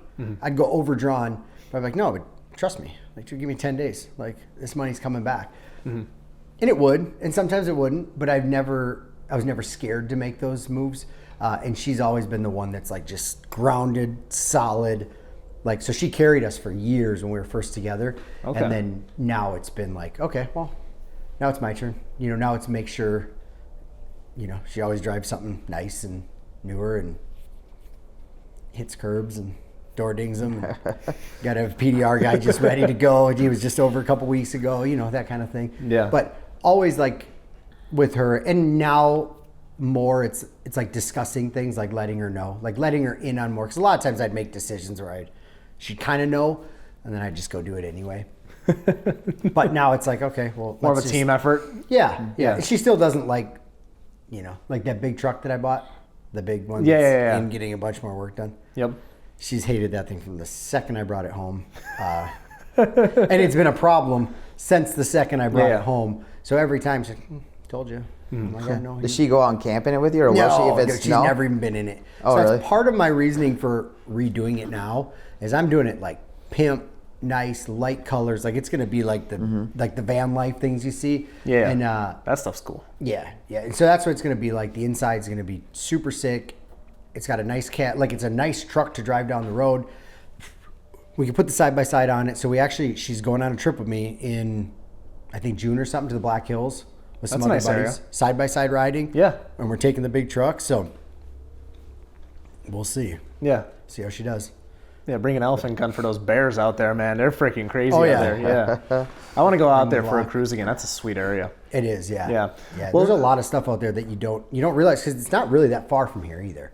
Like you can get out The problem there. is that drive from Sioux Falls to the Black Hills area, right around Badlands. Yeah. It's about 6 brutal. hours of nothing. Nothing. Yeah. I still remember your quote. Which episode was it? You're like, there wasn't a squirrel, there wasn't a bird, there was no life. No I always life say anywhere. right when you're about to just floor it into a bridge embankment, and then all of a sudden you come over a hill and there's a lake and all the scenery changes. Right when you're about to lose it. And where is because I remember every time that I go anywhere near there, I end up in Deadwood. Yeah, Which is yep. like, the little miniature Las Vegas. Yeah. And you're like, oh, That area is it's the sweet. greatest thing in my life, and then you lose all your money and you're like, get me out of here. Yeah. And then there's nothing again. But that's. I got to give her props though, man, because I think she was the one that also said, like, you got to take it when I offered you, what was it, a half off or a free rally ticket when you got deathly ill that year? Oh, dude, yeah, that was brutal. Yeah. You had a sick rally too, like the where it was that was gonna my go last and- one with Doug. Yeah. Yeah, I remember it. I was that pumped. the East one? East, yes. Dude, that was epic. Because was it like Niagara Falls or something? Yeah. Yeah. You guys went out? Yeah. Scheduling was a little rough. You could only be at Niagara Falls for about 10, 15 minutes. That's what I remember that there was something with, and wasn't it like Yeah. you stopped here and then you had to go out and back, right? Yeah, To go to- because Erie, Pennsylvania was where the track day was. So you had to go up and then back down. Yeah. I think I still don't know what happened because scheduling wise, it should have been perfect. I may have done the math backwards though. It doesn't matter. Anybody who bitched and complained or like didn't make it back to the track day has never really rallied. Because that's part of that's rally life, right? Like, sure, Right. here, this is part of the thing. Here, get a picture of the waterfall. You're here for 5 minutes. Get back in. You're on to the next destination. I was there for the rally. I was there. I saw the waterfall, and I wanted to get to the track day. So, And so I you was made it in and there. out. Absolutely. Dude, we did. Some people did the tour though of the Niagara Falls. So Yeah, we did I'll go back. Crown. What one was it? One of the Crowns, and there was you could go and you could take a ferry boat thing across this little thing, and it was, I think, we were going into like Milwaukee. Yeah, or something. Milwaukee. Yeah. Is that what it or was? Muskegon, right? I don't know Which one? But we had my wife's whole family drove to where we were coming in to see everybody come in. Okay. And we're like on schedule, we're with the big group, and then a group of cars, the other cars had gone on this thing, and I was like, okay, and I was watching Instagram, I'm like, sweet. Oh, so we get in line, and we're like in line ready to get on this thing, and then there's an issue with the ferry. Well, then now you can't get out of line. I mean, they're cubed in. Yeah. And then it was me and one of the guys from Savage Garage was driving the Ferrari. Might even been, I don't know if it was Jimbo at the time. I don't remember who it was, but It was Jimbo, John, and Randy. Those were the four. yep. But this was a rally that Randy did not do. Okay. It was one that just Maybe one of the John and Johns. Jimbo. I don't know. Yeah, either But anyway, way. so we were talking with him, and he's like, "Yeah, dude, this is sick. This is gonna be cool." And we waited, and then there was issues with it, and then we're like, "Okay, well, as long as we go, like, dude, we got to be at the dinner." And I'm like looking at the maps, and I'm like, "Dude, this is gonna be tight." And she's like, "My whole family's waiting." And so we go and we're loading. And I'm like, all right, we're good on time. And we get up to the front, and we're one row back, and like, stop. And we had to wait for it to go out and back. Well, it's like an hour and a half. And I'm like, oh, no, this isn't cool. But now you're up, and we couldn't get out of there. Yeah. And we had now waited this long, and actually it cut time off if going around. Yep. Dude, it was a disaster. So we roll in at like 10:15. Everything's done. Like, we're rolling in and just grabbing like the end of dinner. Yeah. And her family's all there like, we got to watch everyone else come in. And I'm like, dude, I am so, but that's rallying. Like, can't that control kind of it, yeah. stuff happens. I did Survivor Rally. Mm-hmm. And I was the only one you did? You Yeah, only did yeah. one? Yeah, I was on that one with you. so the one where we came into St. Louis. Yep. Where my co-pilot flipped the card and we started back over at lunch. We started back over on the card on the other side instead of the after lunch. Yeah. And so we're driving and we're hitting and we're like, and we're going. And I'm like, dude, this shit is not making sense. We're not seeing anybody. We're doing 130. How am I not, like, I know the people are up there because we didn't take off right away with everybody because I was like, I wanted to be able to make up some road and like get some driving in. And all of a sudden I'm looking, I'm like, these roads, we were here. Like, we've been here. We've been to this place. He's like, no, dude, there's no way. If we're going, And he's like pulling up his maps, and I'm like, dude, where are we and what is happening? And he's like, and all of a sudden we look, we stop, we're at a gas station. He's like, we're almost to launch. And I'm like, what do you mean launch? He's like, we're almost back. We're 21 minutes from the launch from this morning. I'm like, we are not. I said, absolutely not. So we look, and we are exactly like, so we're right in between. We're dead center. It's like 5 hours and 15 minutes to St. Louis, and it's 5 hours and 15 minutes or something to home. We're like dead center. And I'm like, dude, how did this happen? Dinner's in like, literally there's a 3 hour gap between getting there and then dinner. And he's like, I'm like, well, we're going to dinner. We're getting there. I do not care. And dude, we pushed it and we cut like a 5 hour and something down to like 3:15, 3:20. I mean, we were hard average of at least, I mean, we were pushing 130 most of the time. Yeah. Like to where it was, it got real comfortable. So when you bump up to like 160, it got, or I'm like, oh man, we're cruising. And we'd like slow down to like 125. It felt like we're like parked. It was pretty, but we got in and we rolled in at dinner. Everyone's sitting down to eat. And we come rolling in. They all got showered and everything. And I'm like, dude, we just made the most. And we got a standing ovation. Everyone's clapping. And I'm like, were they tracking on any app or anything? Or? I don't know if they were tracking. Because we've done that too. We were in contact with them and told them like, hey, we're coming. Yeah. And you know, I had told them the situation. So I remember we were doing my South one for Whiplash. And we had a guy coming in from Arizona, so Phoenix area. He's driving across. And then we also were watching, I think it was Carissa or somebody. And dude, we were watching on that because it'll tell you what speed they were going on Joyner or whatever it was. And he was cruising like 120 the whole way through Texas. Like we woke up the next morning, we're like, holy shit, he's Ross. only Ross. Yeah, Ross was hauling ass. Dude. Yeah, that Ross? No, you from probably Phoenix. don't know him. Yeah, he's from Phoenix. Super Okay. guy. Yeah, Soto. Yeah, that guy's a lunatic. What I didn't like about that one is our dinners were really late too at night for that Survivor one. Well, because I think they got like a better deal to go in. You know, if you go into the car museum at 9 at night. Dude, my first rally, I charged people. I think full price was $675 or $750, and we had Fogo de Chao. We had pretty decent hotels. Yeah. This is just like this was during COVID though, so like everything was. The rally was in June. COVID started in March, so we were like kind of like in between like waves of people freaking out. Yeah. Before like when lockdown opened, full-fledged. Yeah. Like it was after the first lockdown, but before like the second round or whatever it was. But I remember like we were like for our track day at PPIR, like we didn't even rent the track. We just bought per person. It was $75 per person to get them on the track because it was like a shared track day. People had more than enough track time. Yep. Like, that was my first time on a track. It was fucking fabulous. People, that's awesome. People were bitching about rally price tickets. I'm like, guys, it doesn't exist anymore. $675 for a full on like. Dude, this one Crown was $3,200. Yeah, and we were a fifth of the price. Like it was a value. Yeah, we didn't have all the launches and crazy stuff, but like you still got 80% of the rally experience. Yeah, and we were the first ones to do like the Minneapolis. I think the only ones to do the Minneapolis to Pikes Peak run. Yep. Yeah. Dude, I've always like I know a handful of people that were, hey, I want to put together a rally. Do you want to help? I'm like, dude, no.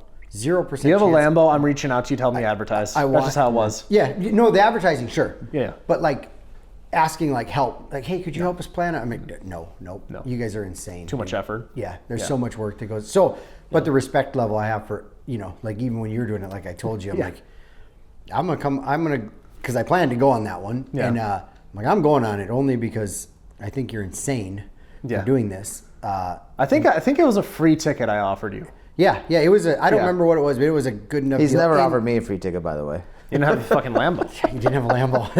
And also, that was the only thing I had going for me. Well, to be fair, at that point, you and I were talking pretty regularly too. Yeah. Like you, I think we established a pretty good friendship at that point. Yeah, and I wasn't looking for a free ticket. No, you weren't. So then when he had said like, dude, I'll cover, and then I'm like, oh well, I can't say no to that because I do want to come and show you the support and made some posts and was like, hey, we're going, and then got COVID. For me, it was a gamble on the future of what I was planning to do at that time. That was before me and Doug were on the outs. But yeah, I was taking a pretty big gamble, and because like you got me at least 1 or 2 rallies that year as well. So I was like, all right, cool. Like we're still losing money, but yeah. But cool. It's still, well, dude. that rallying it's wild too. Well, now that we're on the topic, so you got your Lambo. This is the Gallardo now.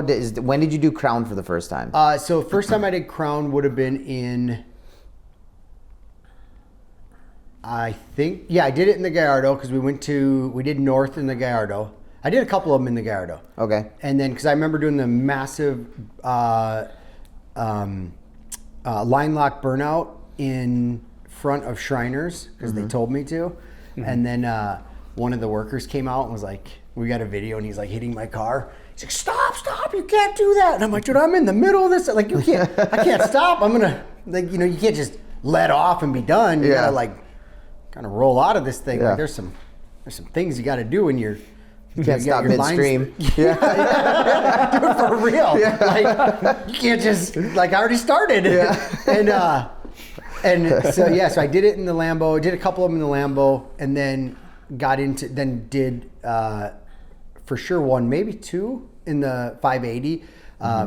And dude, the 580, when I started rallying that, I'm like, this is the sketchiest car. Because it had too much power, it was rear wheel drive, and it was like, as soon as you got on any sort of, like, we got some rain, and I mean, I'd be like, you're driving and the whole car is like doing this. And I'm like, man, we're only doing 90, but if we crash, like, and then there was times where you'd be going kind of slow and we'd be coming up a hill, and all of a sudden I'd look, I'm like, why is my traction control, my tires are spinning? Like, what is happening here? And then that was when I rallied the 610. I'm like, oh, I'm very confident in this car. Can't do the hood rat stuff. Couldn't do the donuts and stuff. But I'll never go back to a rear wheel drive car for rallying anyway. Unless it's like a GT3 or something. Maybe I would then. Were you still buddies with all of the Hudson car crew before, like Paul, Grady, all that stuff, before you got your Lambo or before you got into Crown and all that stuff? Or did that relationship come from that? I was friends with them a little bit before, but like I remember like when I met Grady, I literally would see his GTR rolling around. It was loud. I had my Maserati with, a Fab Speed full straight exhaust on it, and like with cutouts or whatever. So it was, I could be loud too.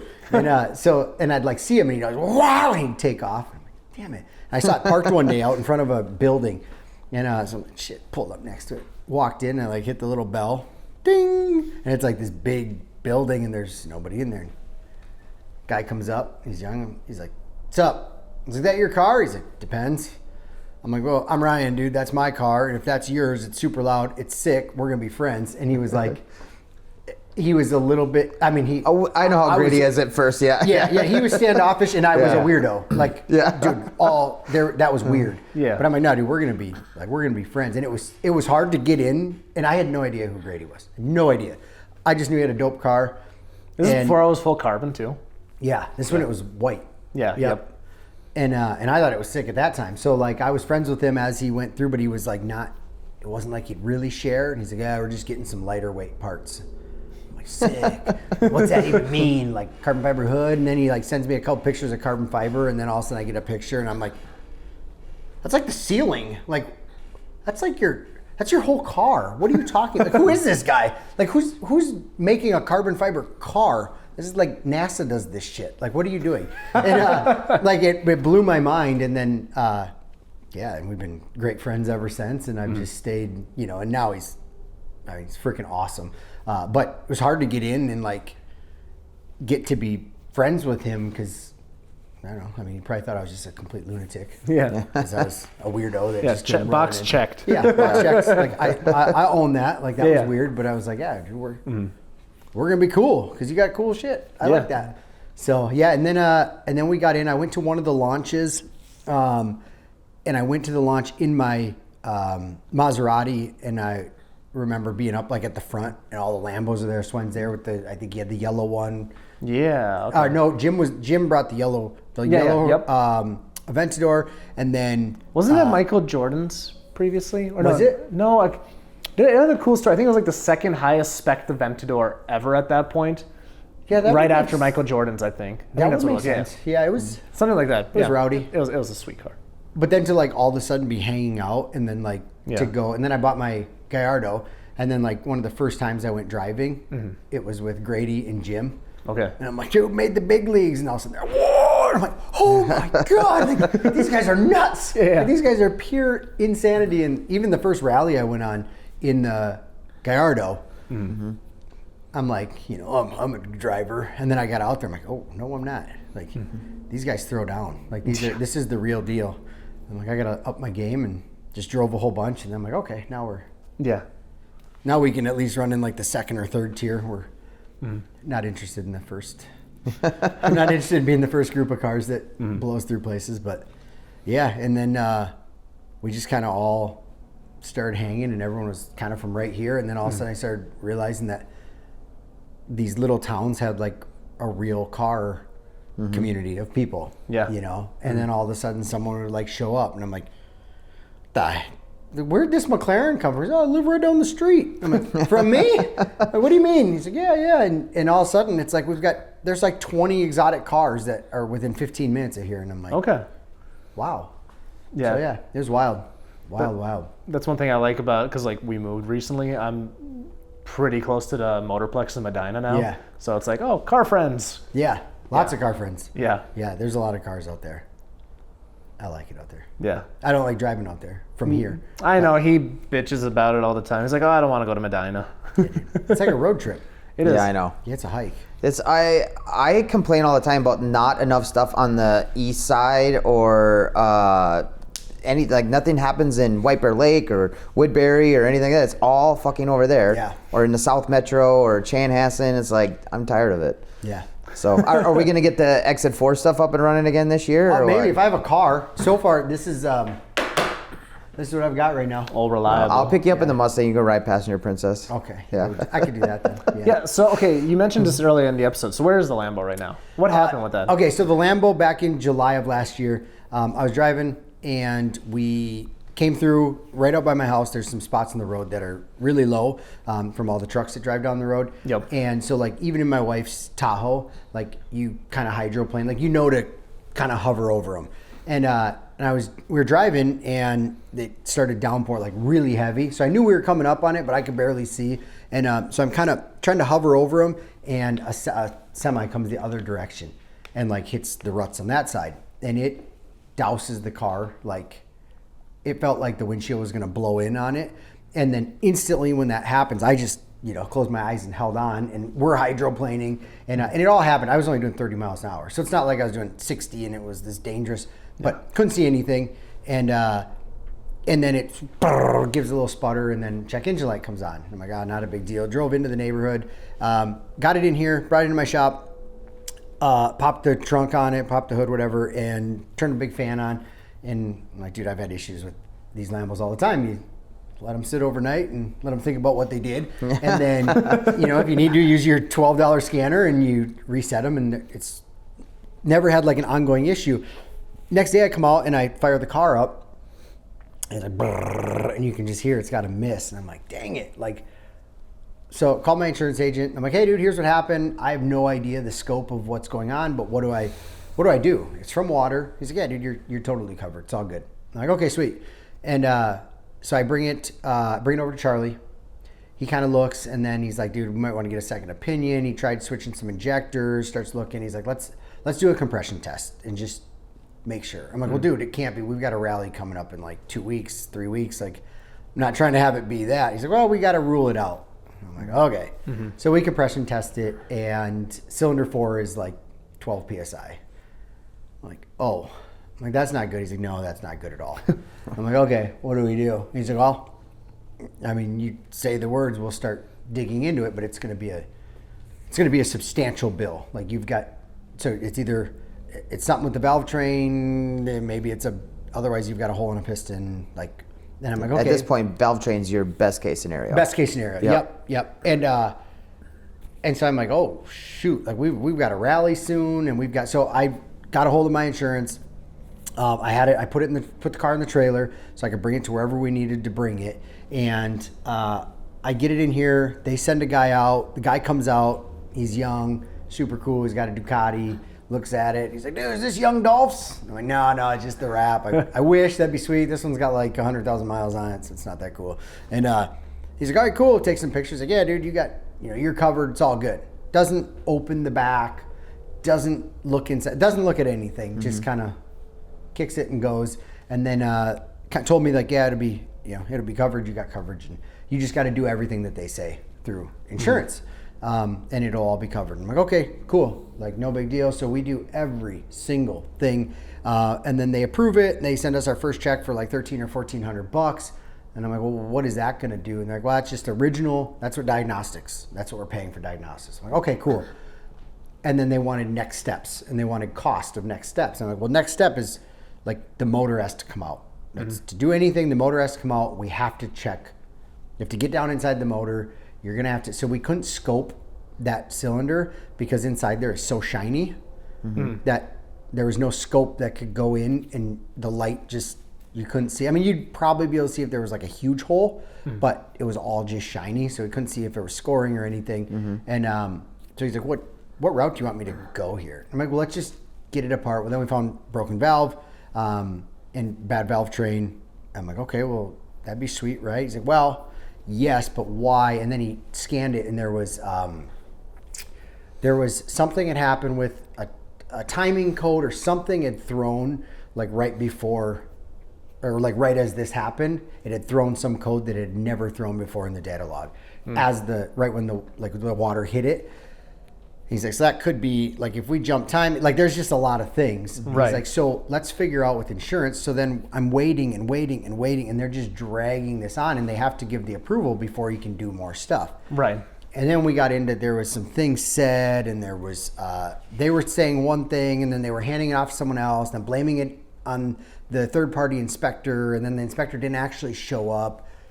It's been a complete disaster. And now it's drug on, and they're like, we need to give us the full breakdown of worst case scenario. I said, well, hopefully we can rebuild it.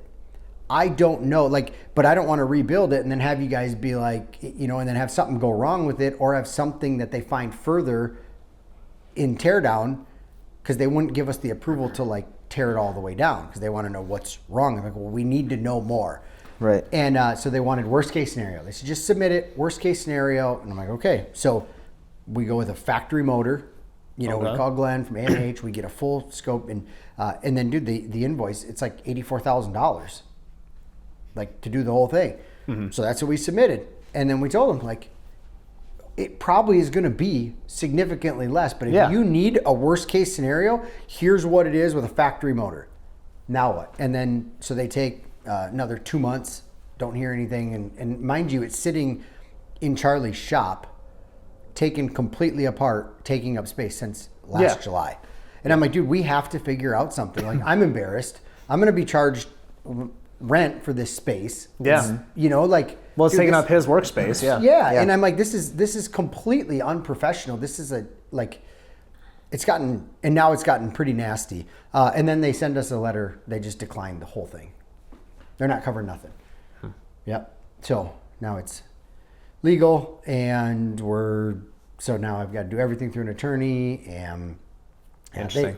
And there's a lot of things that were said in their documentation that they use that were not, and they use it as factual statements that I made. It's like, no, that was never what was said, because that's not what the story was. And there was things said that someone was there in person. They had a physical person there, and they didn't. They did at the end. They had a mechanical engineer finally came out. But after things already kind of got nasty, or what? Oh yeah. And after the motor's out, the oil's out, it's ready to go to what the next step is. Yeah. And they finally sent, after saying they had months before. Interesting. And they finally sent someone out, and in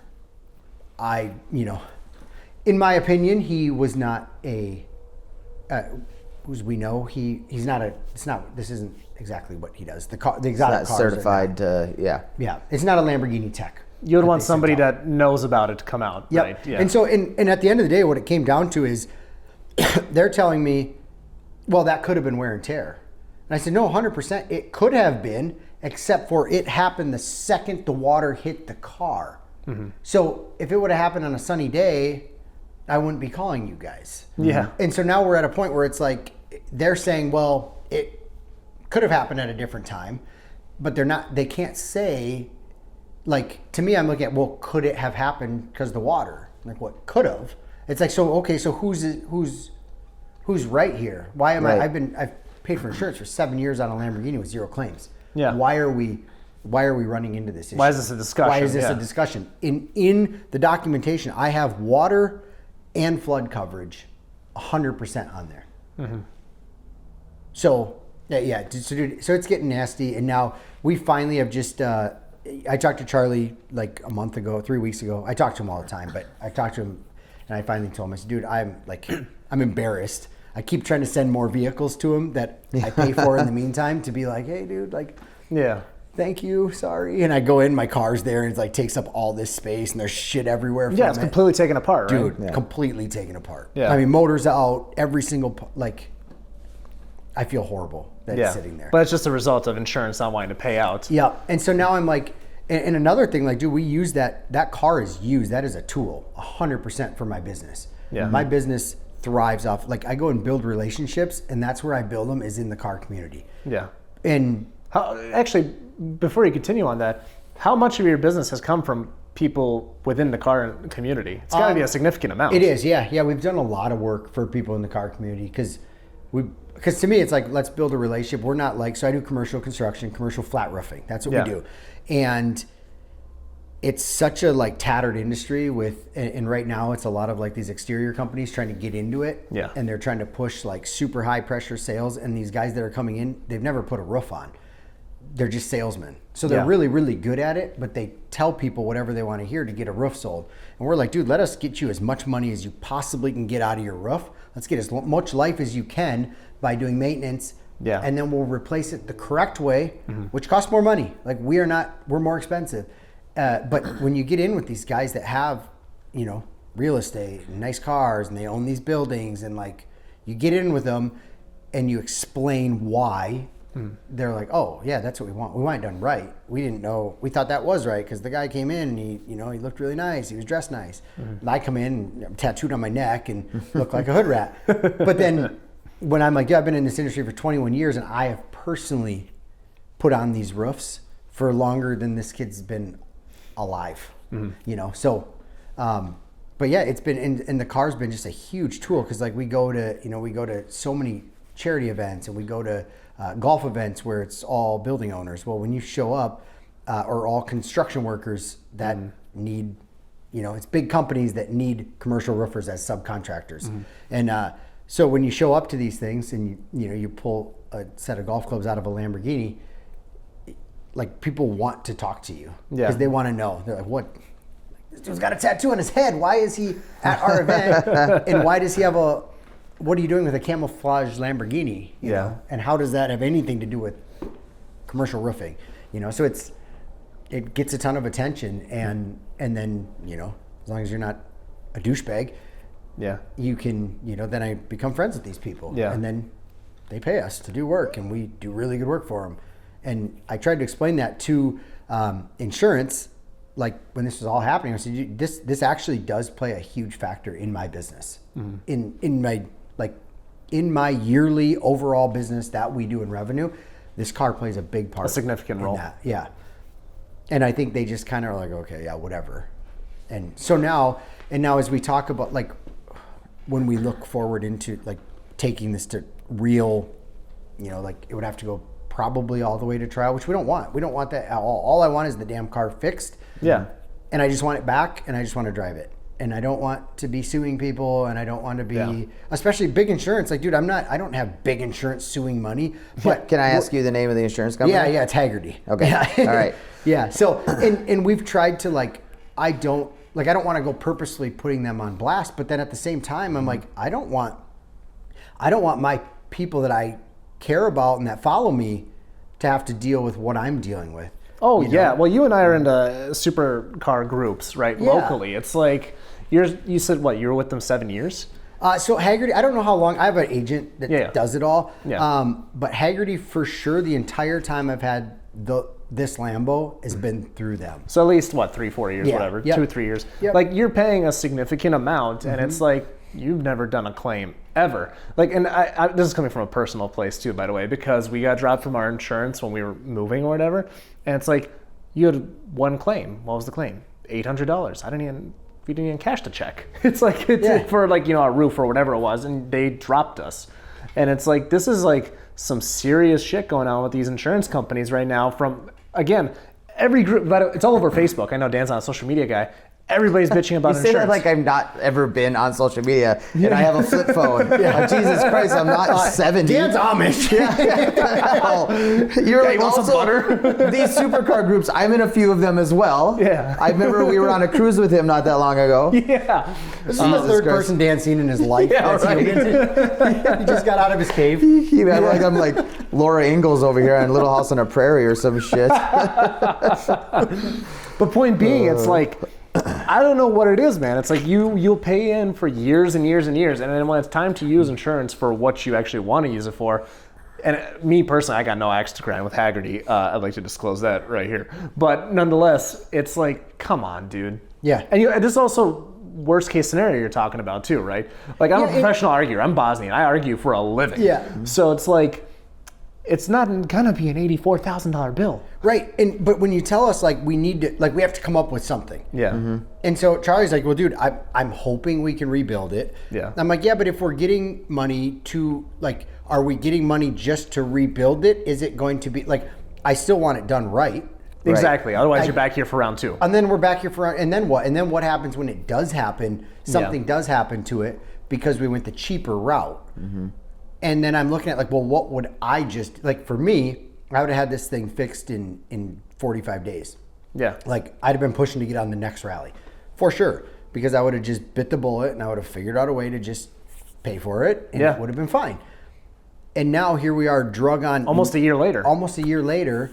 And we've missed a ton of different things. I had to rent a car to go on the Crown that I'd already paid for. Yeah, what you end up renting? The GTR, right? Yeah, the GTR. We're having them on tomorrow. Yeah. Or Jacob on tomorrow. I tried to, I wanted to buy it so bad. That car, dude, it was old. Yeah. And it was amazing. Yeah, you just love the old beat down supercars. Dude, it was incredible. Yeah. Like, and it was comfortable to drive. That car was too safe for you to buy. I think you wanted something with more of a story. Yeah. A few more lampshade moments. Yeah, that needed a little bit more, or maybe like a little bit more sketchy, cheap part power. Yeah. You know, like 1,000 horse, but like on like some eBay turbos or something. That's more.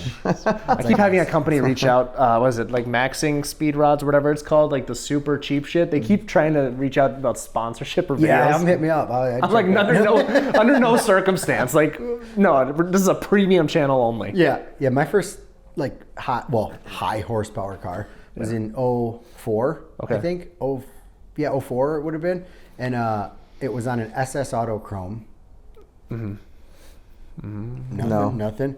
So it was a $499 full turbo kit for a B series Honda motor, and we made 317 wheel horsepower with it, and we drove the balls out of it. Yeah. And it was incredible. Like we were like crushing people.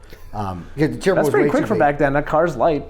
Yeah, dude, it was in a 99, or it was in a 2000 hatch. That probably weighed like 2,300 pounds. Yeah, maybe. and so like No Tech Tyler and then Nate, your V8 sucks, Nate. Okay. With the front wheel drive, I mean, he's down in the 8-second. Same Yeah. car. Oh he yeah. had The back Nate in I keep hearing about. I'm blanking on his name. His last name, but yeah. Yeah, Kemper. Yeah. Kemper, Okay. Whatever it is. Yeah, he's awesome. You should have him on. Yeah. I keep hearing that from a lot of people. Yeah. He's a good dude. He's a real one. Okay. Yeah. But yeah, so that's where the Lambo is, and now we're at. So parts actually arrived today to Charlie's shop. He called me. He's like, "Hey, dude, first full round of parts. Okay.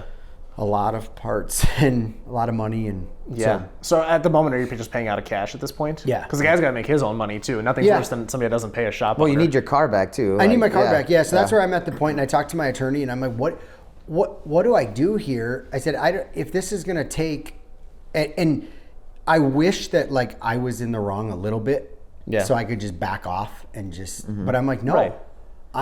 I pay my bills, and I just had to I had to send in my thing to reinstate. My agent's like, hey, dude, you're up for, you're gonna renew your, and I'm like, well, yeah, we have to. We're in the middle of trying to get a claim. I haven't touched the car. The car's been sitting with the engine out, like literally we're coming up on a year. So if you look, if you factor in my car payments of $2,000 something a month, and my insurance payment, like we're talking like $25,000 I've made in payments for something that is sitting not here, just sitting. Yeah. And so, yeah, dude. So it's super frustrating. But I just told him, like, dude, I'm just gonna pay it. We'll get it all paid up, and then we will just go after it. And then we'll know right where we're at. Because as he gets in, because I mean, do you know how far along? Like, since it's all torn apart, does he know what it's gonna cost now at this point? So we should actually know, I think tomorrow. So he had pulled the heads apart, and the heads are actually coming off, and then we'll know for sure if it's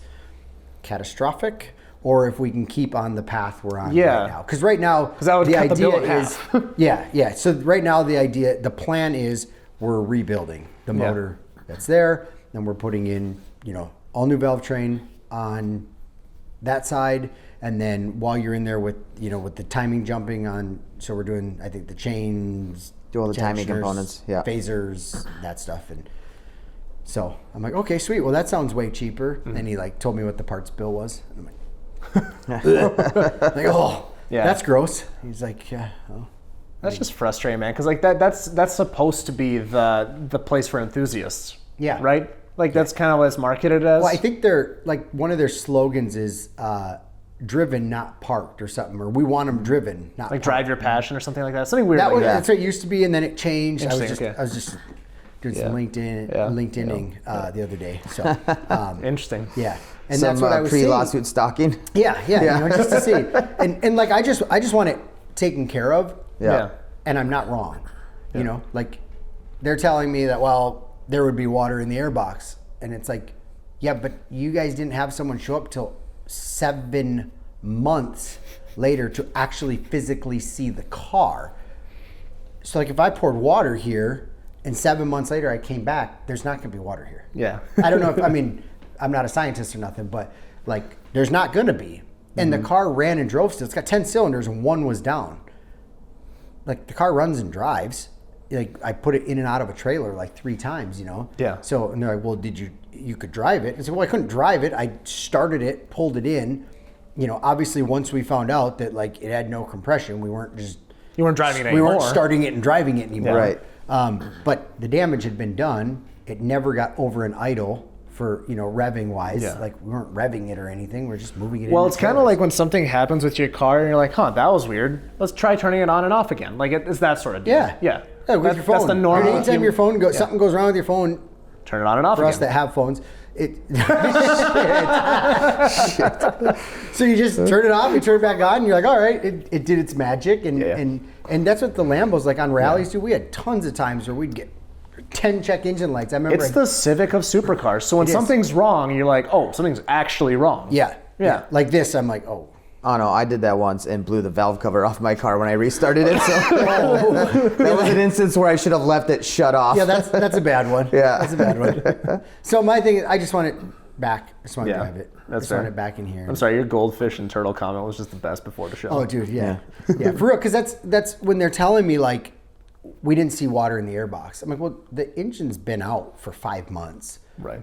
Do you think there'd be I can go to where the car is sitting in the shop it's sitting in. And that's what I said. Like, I could put goldfish in it. We could have a whole I could have brought that thing down with me to North Carolina and dumped it in the floodwater. Yeah. Like, I could have done something, but I'm not, like, I don't have anything here's exactly what happened. Yeah. I called the day it happened. I set this, like, everything was put in motion to make sure that, because I don't want to, I understand that things can happen, but if you can't prove that it's 100% not caused by this, like, and when your coverage covers that, like, to me, that kind of seemed pretty cut and dry. It's not like you're trying to total the car out either. You're just trying to fix it. Yeah. Right. That's another thing too. Yeah. Yeah, because, like a car crash would have been a lot easier. Yeah. Yeah.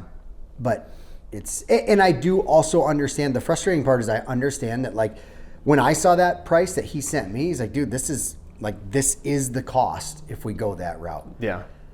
I'm like, I don't even want to submit, but they're like, well, we need to see something that shows. And they had told me, just submit worst case scenario. I'm like, okay, well, this is it. I'm hoping that it's not that. Yeah. Because I also would feel like, I don't know, I would hate to see a brand new Lamborghini crate motor go in that car because, Yeah. I don't know, Yeah. Especially not would I hate that? like it does, you know, and I would way rather go like my style, like, yeah, dude, let's rebuild it. Let's go get another 100,000 miles. You're not trying to get one over on anybody in this situation. No, Yeah. and if I was, We could think of somebody that would. Yeah. but like if I was, I have access to that. I could have made, when I know someone's coming over to look at it, I could have made there be water in there, you know? So it's like, of course there's not water in there. Yeah, it's kind of like in the early 2000s, like before you go to return something, scratch it up a little bit. Yeah. You know, I it's not like want you're to trying make to do sure that. they're not taking it back. Yeah. Yep. It's Where a does bummer. so obviously we kind of harped on that for a little bit. So what's next on that agenda? Is there like what are next steps? I guess there For the car? Yeah, Or for the... for that whole ordeal. Are you allowed to speak to that at all, or not? A Really? little bit. So I'm kind of chilling out. I kind of shared some of the stuff on social media, of kind of, you know, from my point of view where we're at. And this is, like I said, this is the hardest part for me, is that I have a huge following of supercar owners, specialty car owners, collector car owners. Like, that's my circle of people. And like, I don't want them, if this is what I'm dealing with, I don't want them dealing with it. And they asked me like, well, have you had issues with Hagerty before? I'm like, no, never. We've never had a claim. I've never had a problem. I've always been insured. They make it super easy. My agent does it all, but I get the little emails and stuff, and they send me a sweet magazine every month. Like, no issues until this. And so to me, I'm like, well, like, I would personally like to speak even more about it, but I also don't want to be, you know, I'm not trying to bash them. I just want them to make it right. And I have talked to some people that are like, yeah, I never had any issues with them. Interesting. I'm like, okay, well, that's cool. That's good to know, but I am having issues with them. So I would like for the people that I care about to not have to worry about that issue, especially because a lot of the people I know, you know, my little baby car collection is, you know, like A drop in the bucket. yeah, it's like what they daily drive is like the value of my whole entire collection. Dude, you see some, like me and Dan have seen some Oh, dude, I cool can't shit imagine. traveling. Yeah. Like, we're talking like belongs in a museum level Yep. stuff. Like, Well, what about that Singer Porsche where you had your head and you had the door open? And she told me the price tag, and I was like, Harris, get out of that right now. yeah, she's like, because Dan's like, I hear him talking in the background, like, Dan's doing his thing, you know, talking to guests or whatever, and he's like, oh, what's this car go for? Like 400,000 or 500,000? She's like, what'd she say, 1.8 million? I thought it was $3 million. It might have been something. It was something was outrageous. crazy. And he's like, Harris, get your hand off that door. Oh my gosh. Yeah, but like that's those kind of people, like that is what Hagerty specializes in. Yeah. Is Yeah. collectors, things that are hard to get a value on. Like we have an agreed upon value policy because we did a lot of modifications. We put carbon bumpers on it. Like there's a lot of things we did to it.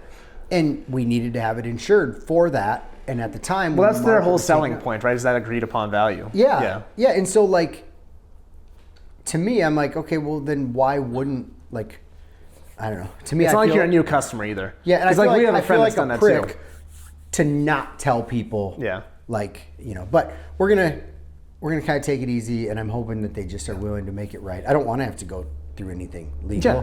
You just want it to work out. Because, like, again, it's like if you signed up last month and all of a sudden, the car's ruined. Yeah. All right, fishy shit. Yes. Like episode 77, if anybody wants to know the full story on this one. I never made a highlight because we don't want to draw too much attention to it. But, like, you know, he signed up and then did his whole windshield the next day, and it turned into a whole investigation. And it's like, it's not like you did that. You were with them for a prolonged period. Yeah. So, I don't know, man. And like, dude, I've replaced I think 4 Lamborghini windshields. Because Out of pocket? Yeah, out of pocket. Yeah, because I'm like, I don't want to. You're a good guy. Yeah, I don't want. You're better than me. Wisconsin's got different rules too. Yeah, does it? we don't have the same. We don't have the same. No. So on my last one, on my 2016, on the 580, Okay. we had a separate policy Okay. just for glass. It was its own glass policy. And then I was going to use that one, but I didn't because homeboy bought the car. And Yeah, fair enough. it was all good. But And then he claimed the next day. yeah. Then did my Gallardo. I've done this one.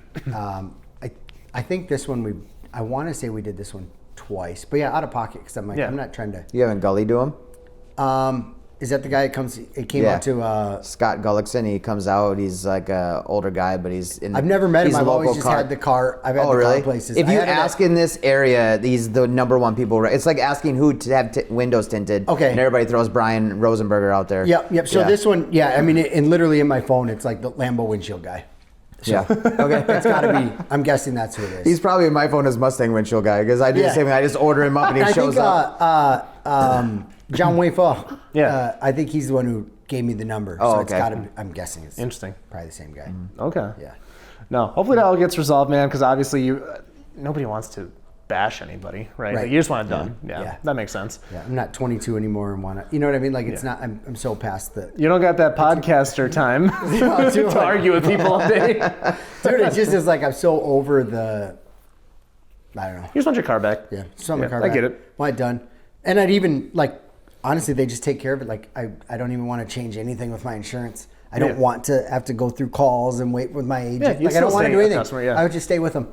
And that makes sense. So, what the heck else? There was another thing I wanted to throw in there. It is kind of funny when you go, so I have a similar background to you. I was a piece of shit and decided I wanted to, I got a taste of what life was like on the other side, and I was like, this is way better than any of the shit I thought I was having fun doing. Yeah. And I pay my insurance now. I drove for years with no insurance, just did whatever, like the same thing we do. You swipe the card until it stops working, and then you're like, oh, well, fuck, guess there's no money in my bank account anymore. And now that I'm living on this other side of things, and then you just want it to play out like it's supposed to because you're doing your part as a responsible person. And then I'm not making up things. Like I remember, dude, I used to call on my cell phone bill all the time when I was younger. Mm-hmm. But you guys, there's no way. I didn't text anybody, and they're like, "Well, no," because texting used to be like a quarter. Yeah. And you get a bill, it's like, 16,000. You go, and it's like, well, I just texted one night. I didn't know, and so. But like I used to lie all the time, to try to be like, no, I didn't do this, I didn't do that, and then even I just dealt with some stuff with my security system. We did a big renovation on our house, and we did an addition, and I called in. I'm like, hey, I just want to shut the security system off for like 5 months while we do this build because it's all getting cut out, everything's getting cut out, and then I want to have you guys come back out. And they're like, well, if you shut us down, then you have to pay for a reinstallation. If you keep the service, we do it for free. If you do a home renovation, like. Dope, it's only $70 a month. Let's do that. So we do that, and they won't come out. They won't cover it. They won't do anything. We fight. They finally come out. They put the cameras up. Cameras don't work.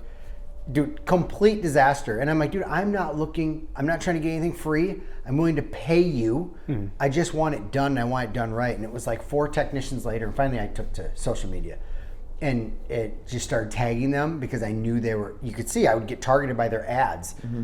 And I just started, because nobody would give me the time of day. And then finally the regional manager reached out. He's like, I was given this case and told to make it right, whatever it looks like. He's like, we'll do all new Google Nest cameras on your house for free. I said, how about this? I'll pay you for the cameras. I'll buy them. I'm not looking to have this shit done for free. I just want it all to work. Yeah. And my wife informed me that the camera stopped working just recently, but they've been great ever since that. They did finally come out, and it's like, why did I have to fight for 4-5 months? Yeah, just to get my service that I pay for. Mm-hmm. And like a lot of these companies, they get so big that they're all they're pushing is like the new sale, and they do not care what the wake of destruction looks like with the customers they have. Mm-hmm. And it's like. Yeah, like you said, it's like, dude, I'm trying to do everything on the up and up. Mm-hmm. Like, dude, you got auto pay. Your auto pay was like 30% chance of going through when I was younger. And now I'm like, make sure there's money. You guys just take your money every month. All I'm asking for is the service that you sold me on does what it's sold to do. Like, that doesn't seem super out of line, but. Yeah. Yeah, so here we are with no Lambo here. And but at least you got this sweet bitch right here. Yeah. So, this is for sale. Yeah. What would you sell it for? To you? Will you take it tonight? No, we're not quite there. I'm not shopping until about June this year. So I'm a car collector, so I'm a sucker for numbers, right? Of what is made. After you started giving that spiel, only 2 made. It started to look more appetizing. Yeah. Is it rusty? I haven't been on there for a long time. You can get under there right now. You want to squeeze under there? I'm good. I think there's some like last that time water or oil dripping over there. Oh, there's water. I washed this side today. This side. The other side's not washed. That front grille assembly with the hood ornament, last time we looked, because obviously they made the silver spur. They just didn't make them in the limo from the factory. There was coach companies that did them, that did, like 20 or 30 of them a year. But this was made in the factory.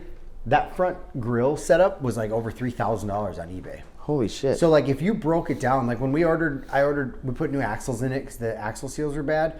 But like those rear axles, to go find those on eBay were like $600 a piece. So like So it has an independent rear in it too?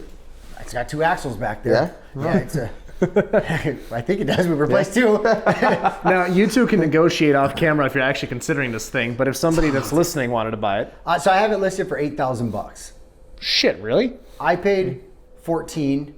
We actually have done a lot of, you've heard the exhaust. The exhaust is kind of non-existent. We used to have it piped out the side. Started on fire. Let's say it sounds like it comes right off the headers. It pretty much, that's what it's got. He's checking it out. Dude, you need it. Oh my God. Dude, it smells like a 1982 car. Yeah. Dude, imagine if you knew all the stories of what happened in this car. Oh my God. We could start with I want to know who first owned it. So there was so have you heard of, I think the show was called like Wild Wild Country. Okay. And it was about this guy who had built like basically a colony, like a colony of people. Not like a David Koresh Waco situation or anything, or dude, I don't know. I didn't watch the whole thing, but he was a car collector. Okay. And he collected Rolls Royces, and he was like a prince or something. He was like a billionaire. And there was someone had gone in and done a bunch of research, and they had said that it was between this and one car that was an 83 of the same thing. It was either this actual one that was in his documentary when they were showing the old video, that this car may have been in his car collection at one point, and they were saying if it would have been tied to like some prince from another country or something. And I'm like, and then to me, I'm like, dude, I'm gonna dig into this, and then I'm like, oh, dude, I don't give a shit. Yeah. So you're telling me there's a chance? Yeah, so you're telling me there's a chance. But this guy had multiple like collector Rolls Royces, and then I think he ended up in prison or murdered or something. Okay. They sold it off, and 17 more owners, and here it is. Yeah, and here it is. Yep. Got buried in the back. Should do a Carfax on it. Yeah, Carfax came around late 90s, I think, is when it came into existence or something like that. But would they have older? Can you Carfax an older car? If it went into service when Carfax was a thing, then it will start. It'll just all of a sudden come into play at some point in time. Because I have the original manual from it and actually if we look through there's like documentation in there, paperwork. I got a big folder. A lot of cars have that for like the first 3 months, and then it just stops happening. Yeah. So, but at least you'd have like some original information, and then it's got like up there. I've got the champagne factory Rolls Royce crystal goblets and stuff. Oh, really? In the back that sit in there. I saw the little ice bucket in there. Yeah, and those have to be collectible. Yeah, those are, and that's why actually. So when I had sold it the first time, I kept that stuff because I'm like, shit, dude, I took a $6,000 hit when I sold it or something, and bought it back and taken another hit. But I don't know. It just sits here. Interesting. Sure looks nice right now though, doesn't it? Yeah. It looks good from this side. I'm glad you watched this side. Oh, dude, I would have been embarrassed to have you guys sit in front of it. It was. Oh, you should have seen some of the stuff that we sat in front of. There's that piece of shit Viper the other day we were in front of. Yeah. Yeah. Okay, 8,000 seems like fuck yeah, why not sort of price. That's what I thought. Like when I priced it at that, and then it runs, drives. Yeah, What's in it for an engine, dude? So this is back in the era, from what I've learned. A guy was explaining this to me, a Rolls Royce guy that is all obsessed with these things, and he said that these engines, it's like a 5.0 or 6.9 liter or a 5.9 liter or something crazy. But it runs on like mineral oil. There's mineral oil and like all these weird points in hydraulics and all this, because this was back in the era when they were trying to perfect their airplane engines. but they're airplanes. right, okay. And he was telling me, and this may or may not be, so I'm sure someone that you've got will fact check this and then they can tell me. But he was saying that with this engine, he says this engine, the planes kept crashing. So they put it into a car so that they could figure out the bugs, and they'd rather have a car stop working than an airplane stop working. And I'm like, no way. And then he was explaining some of the systems that are in there, and they're very weird. Like you have to put mineral oil in it, and through all the little, it's bizarre. But it's never, we just put new batteries in it again. So this is the first vehicle I think I've ever owned that I've replaced the batteries just because they're old 2 times. So when I bought it, we replaced them, and then I replaced them again just like 2 weeks ago. How many go in it? Just 2. Okay. Yeah. Yeah, it's freaking sweet. And remember, kids, you could always LS swap. So that was our thought. We wanted to do we were gonna lift it and like make it rowdy, and then I'm like, dude, I'm not trying to dump 50 grand into it. And then I got a price. You see the one that went on Gumball? You see that Rolls Royce? Oh, dude. You have to, for your little, when you do your little clipper cutters, dude, you got to find that one. Go look at just the Gumball Rolls Royce. It's a Rolls Royce Limo. Okay. And he jacked it up, put like a Cummins swap in it or something. Dude, it's sick. Is it the one that was in a snowed in video or no? Ooh, Maybe. I wonder if no, I don't think that was not a got Rolls like a Royce. flat- That one's a Rolls? Lincoln. That That's was a a town Lincoln? car. Oh, okay. Oh yeah. Oh yeah, no, this thing's got like it's like blacked up, like matte black. It's like I messaged that dude, the builder, and he got back to me right. I sent him pictures. Like, dude, I'd love to. He's like, you'd probably be looking like 200, 250. But then I looked at his build, and I'm like, that's Worth it. That's 100% worth it if you wanted to stay in that. Custom ain't cheap. No, especially good custom. Like this was. I mean, he went and gumballed it. It's got dualies, decent. Like, dude, it's insane. Yeah, it's insane. It's so cool. But here we are with this one. So as we kind of start to wind down here, there's kind of I always like to kind of go down this route as well.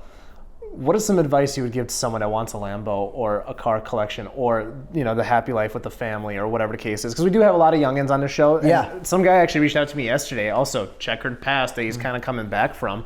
What's some advice you would give to youngins? Oh, man. Just my biggest advice would be to quit letting, don't go to social media to post about your horrible insurance experience. Yeah, I mean, don't do that just for legal purposes. But to spending less time on social media, looking at what other people portray as what success is to you. This was the thing I got caught up in big time. All the guys I wanted to be like, and I'd go out and I'd pay all this money, and I hired coaches, and I always was trying to level up.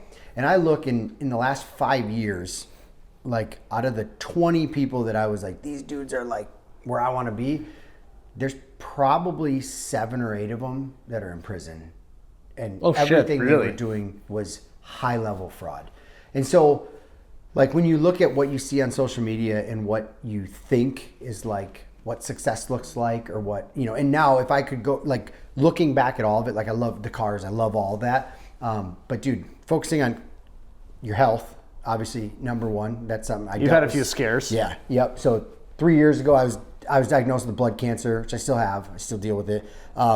But that was a super huge eye-opening, all of this, all the money, all the anything can just be gone like that. So prioritizing that, and then if you do want to have a family, if you're doing all that, if that's your thing. If that's your thing, yeah. And for some people it's not, and that's super cool. And then it's a lot easier to do the car stuff if you don't have, a wife and kids. Kids are my kids make my Lambo look like child's play when it comes to what they cost to, to own and to raise. We've heard stories on the show. It gets pricey. Yeah, dude, so expensive. But completely worth it. But I think one of the biggest things is right now is everybody's looking at social media to see what success looks like. And there is some, you can use it as a tool to want to push to do more. But about 90% of what you see on social media, success is complete bullshit. Who's someone on social media or someone you've met over the years that still upholds that standard for you? Andy Frisella, for sure. Yeah, you got a lot of first form in here. Yeah, dude, I've been rocking with Andy since he first had, which is crazy because AJ's Gallardo that he had, the Superleggera? Yeah, which one? The one that was... Not the one that burned down. Yes, and they rebuilt it. Yeah. I think it had been rebuilt. You're talking about AJ once. Meta, right? Yeah, yep. Okay. So AJ owned Andy's first Gallardo. Oh, really? And Okay. it was here, and I think it was kind of, I don't know what, there were some stories of what happened with it. Yeah. But I wanted to buy that car so bad, just Yeah. because I was like, wanted to be able to just mob into first form. Like, does this look familiar? You know? Yeah. But dude, he's been a real one since I started following him. He was the first person that got me into thinking bigger and like making a vision board and making like really using my mind to like picture what is possible out into a space that was like completely impossible for where I was at, which was a Lamborghini at the time. I mean, that was like having a Gallardo when I first talked about having one. What was this? Roughly like what, 2015, 16? So I found Andy in, I think, right around then. Yeah, because that was when he was doing MFCEO. MFCEO, yep. And it was pretty early on. So when I went out to First Form, it was like a pretty small little event at First Form, and I became a Legionnaire. And like, so I was just pushing the products because I liked them, you know, and I never made any money doing it. Like a lot of people have made serious dough. Serious the dough. affiliate game, you can make some serious money. Yeah, yep. And the way they had set it up, like, it was genius because they actually trained you, and like you had to go to trainings. You had to go. Like, interesting. Okay. It was very like your product knowledge had to be on point because they didn't want just anybody out. They were very strict. It's not like that. good representation. Yeah. Yep. And so I went through that, and like my biggest thing was like, I just want to meet Andy, and dude, he's into Lambos. Well, then you know he's not into Lambos anymore because they did him dirty on some stuff. Oh, really? Okay. Yeah, something happened. I don't know. I think he's gonna explain it sometime.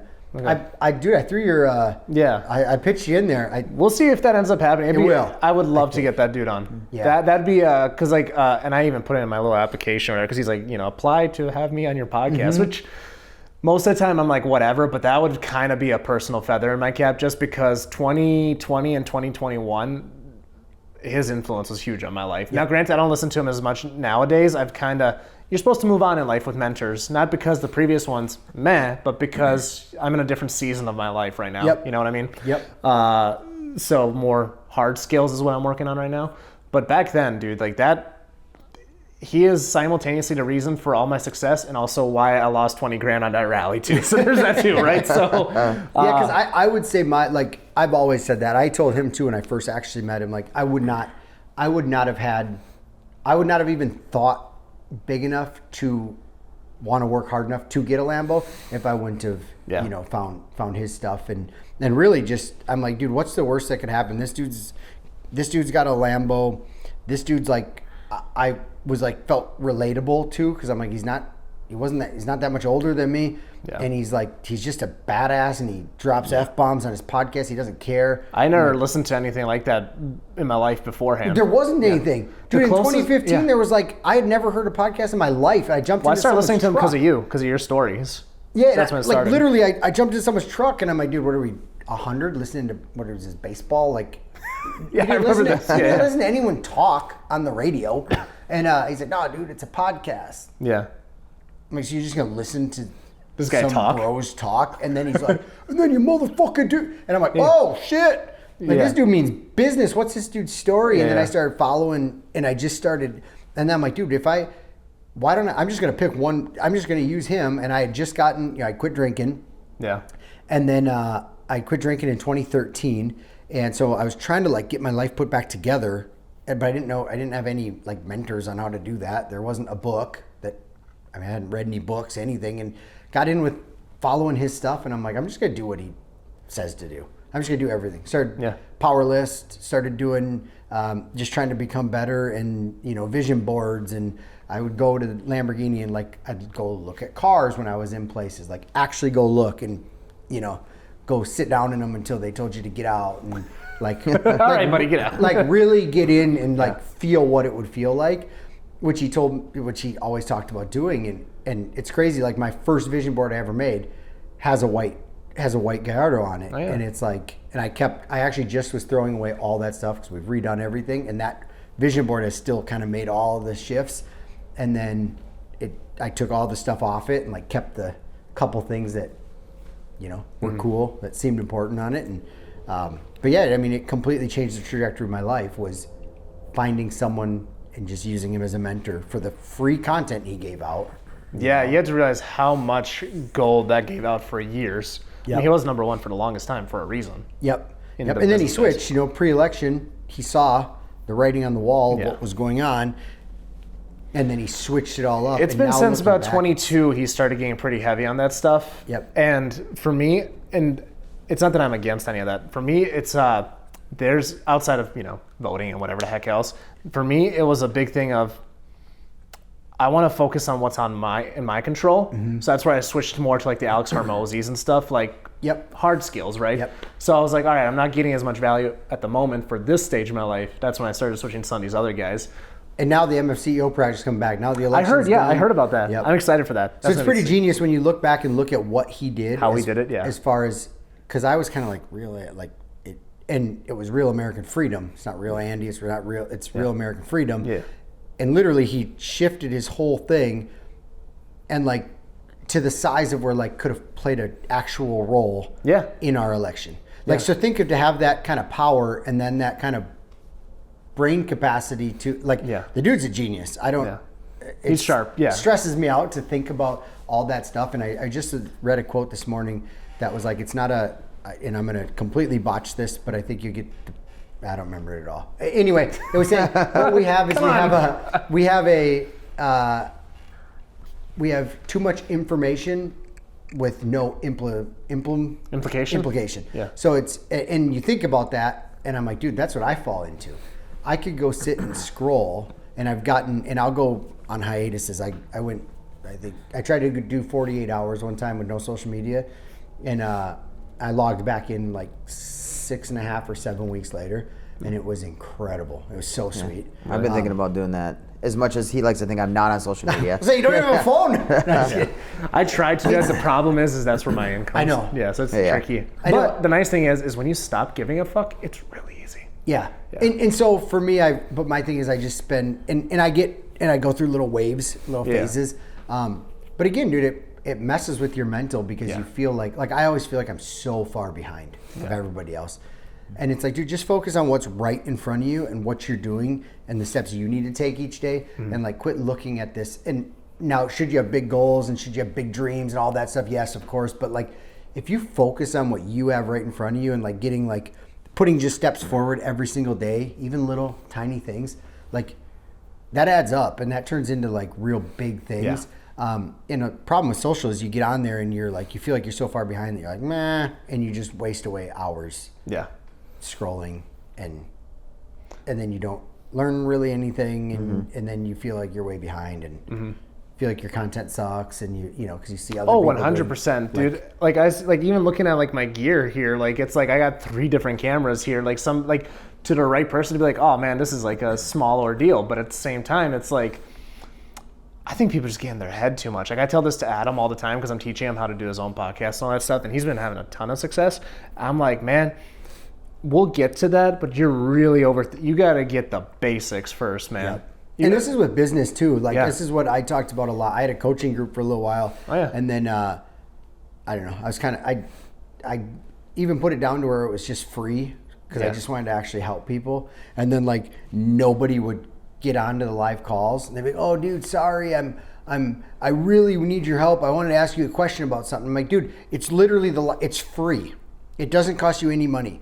Get on the live call and you can ask anything you want. Don't hit me up at 2 a.m.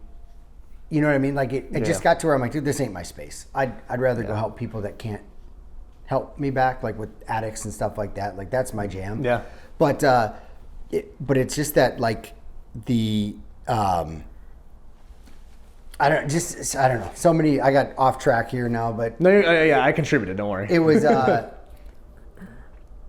just thinking of just so many people want everything done for them, and but they're not willing. They don't put in fucking the work. They don't put in any of the work, and they just want it to just magically happen. You want to know when things got really good for me? When I stopped relying on the easy AI tools, for example. Like this is just one example of many.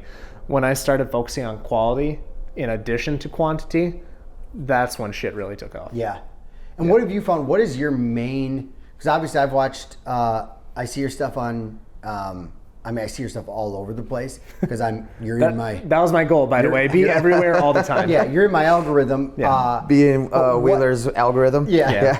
What has been your like number one? Like, where is your most money made? I guess would be. 100% shorts right now, and I expect that to switch over time. Just YouTube Shorts, YouTube, Facebook, and I'm actually pushing TikTok again because they have a pretty sweet program because they lost a lot of people a few months ago. Yep.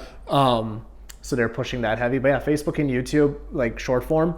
And I completely expect that to switch the other way, and also particularly in the sponsor realm as this continues to grow. Because again, like, listen, this is all passion driven, right? Like I could easily go get I shouldn't say easily, not in this economy, but I could have a day job. Yeah, yep. But I really enjoy doing this. And I don't know what it is, man. Like when I was 13 and I got my first laptop and started editing and all that stuff, like I always tell people I've been doing this a decade.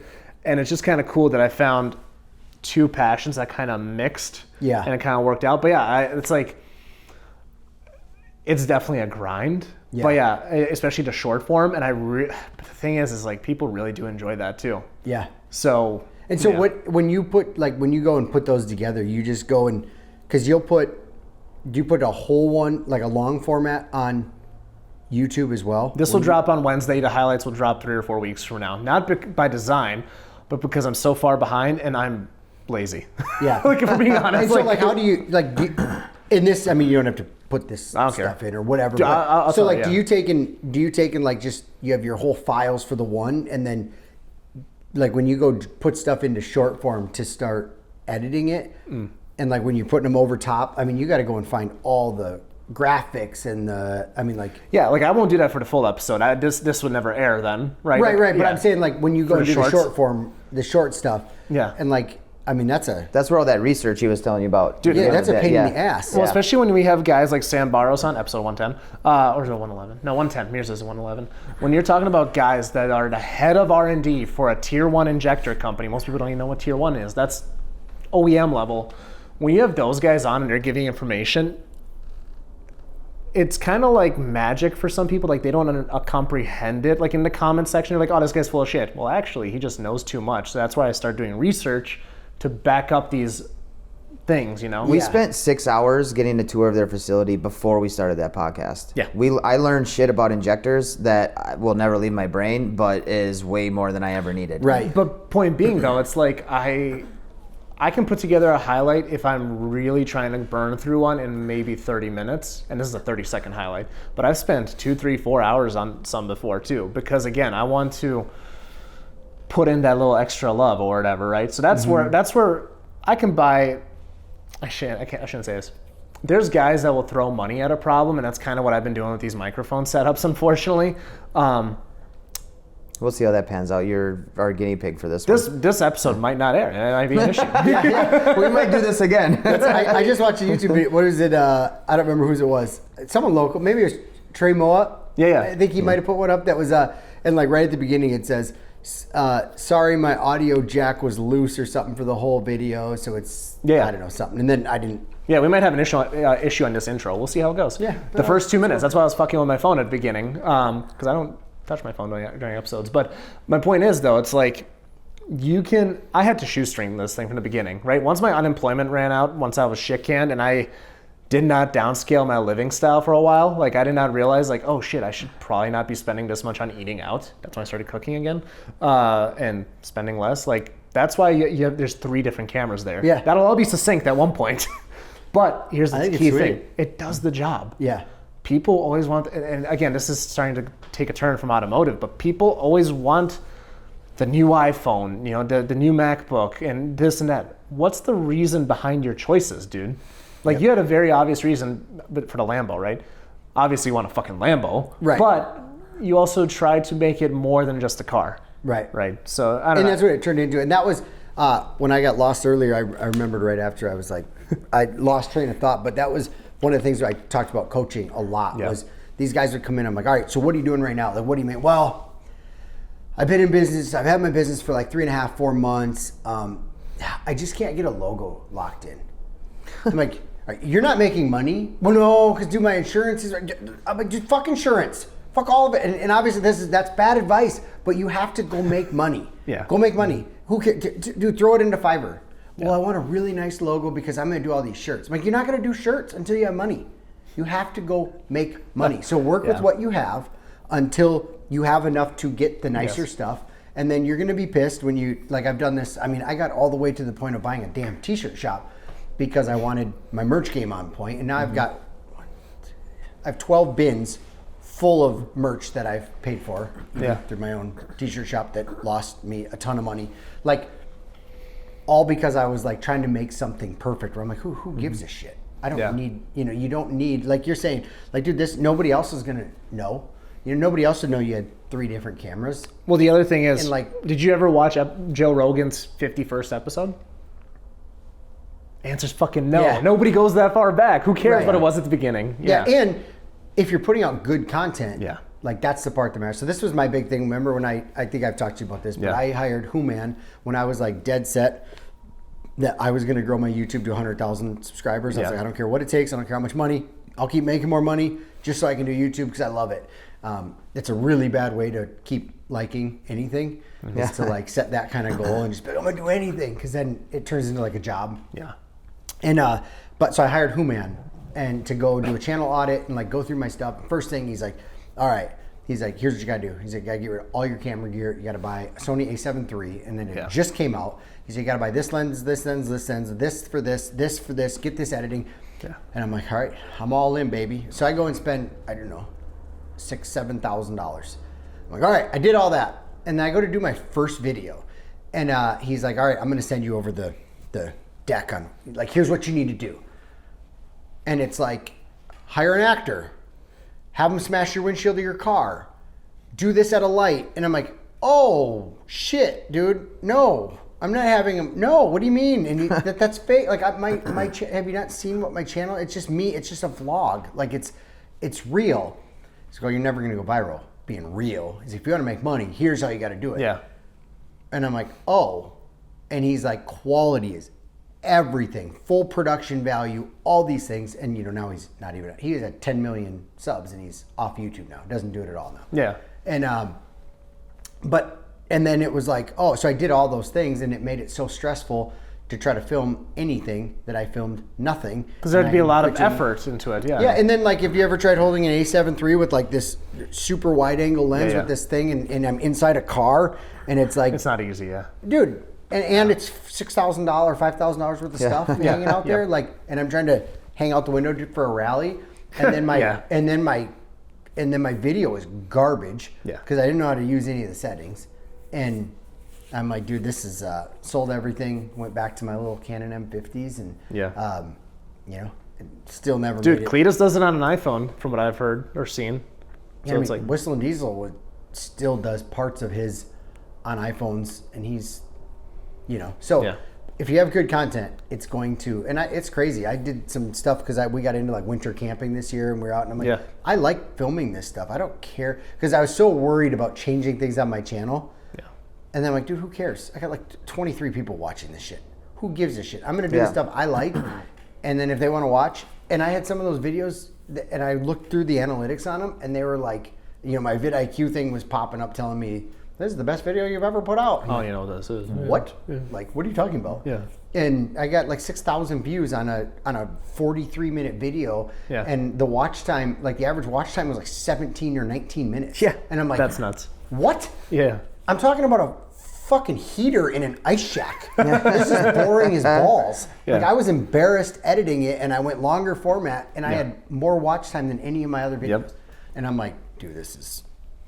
But that authenticity and then just putting out good, and it doesn't have to be crazy quality, if it's good content. Obviously, it's got to be decent, but... It's got to be within... My biggest thing was always audio. So Terry, who had the 458, you're familiar with Terry, he always pushed audio on me. And he probably doesn't even remember pushing it on me. But he's like, yeah, man, like a video can be ass. This is a podcast. People are listening. Yeah, but audio is a big deal. Even that's what I've noticed in like, I watch a lot of the overland stuff. Yeah. And like... I'll end up an hour into a video and the bastard is cooking in it. I don't care about cooking. I don't cook here. I don't know how to cook. Mm-hmm. My wife is not great at cooking. Like we're not we're not into this whole cooking thing. We try, we feed our kids, and we don't want to eat garbage shit food, so we have to cook something. And I'm watching this guy make this homemade thing, and it's because the audio is so good, and you're like, in the fire and the... Oh, yeah. And it's... Interesting. Next thing you know, I sat and just watched an hour of this guy's video, but then you look, and I'm like, oh, that's why he's got 200,000 views on this video. Yeah, because the effort. Yep. And the audio's there, and so there is. I mean, there's tiers, but if you're there's levels to it. Yeah. Putting out good content for you, audio's. Well, and who was I talking to? Adam again on the way here today. I was like talking about the early changing audiences, right? He's like, oh man, I don't even know. Like, what does your audience prefer or whatever? I'm like, Adam, Cletus McFarland is 120 times bigger than me. If I get to even a fraction of that size, my audience is probably going to change a little. Right. You haven't found your audience yet. Right. He has 4 million subs. I have 50,000. You haven't found your people yet. So that's kind of my pretty thing. sweet to watch yours grow. To see. It's been fun. Dude. Yeah. This is a slow month, and it was still I think 2,000 or 3,000 subs. Dude, cool. We were getting out. We were out a lot.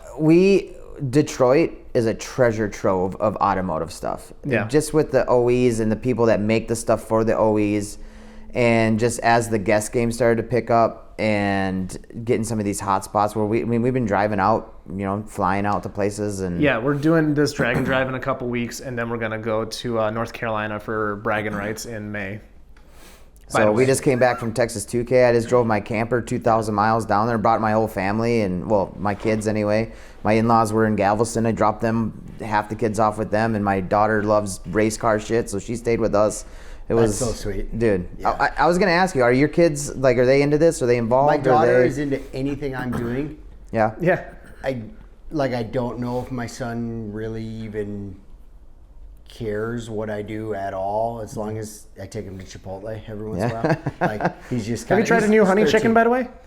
No, I saw it the other day, and the kid that got it in front of me got 3 scoops of it, and it was gone. So I was like, all right, I'm cool. It's really good. I recommend it. But it's got a kick, right?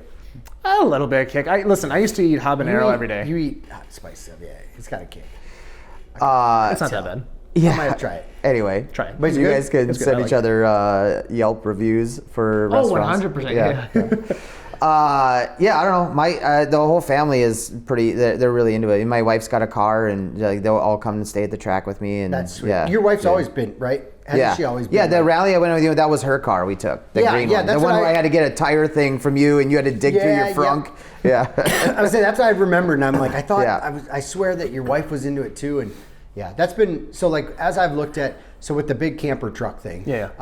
And that thing when you see it in real life, I mean, we had that air conditioner on the floor back there underneath that shelf is literally because the top of the truck, when this door is up, the top of the truck touches everything. It's huge. It's massive, and it's on 43-inch tires. Yeah. And it makes them look like normal tires. Is that for sale too then, or no? It was.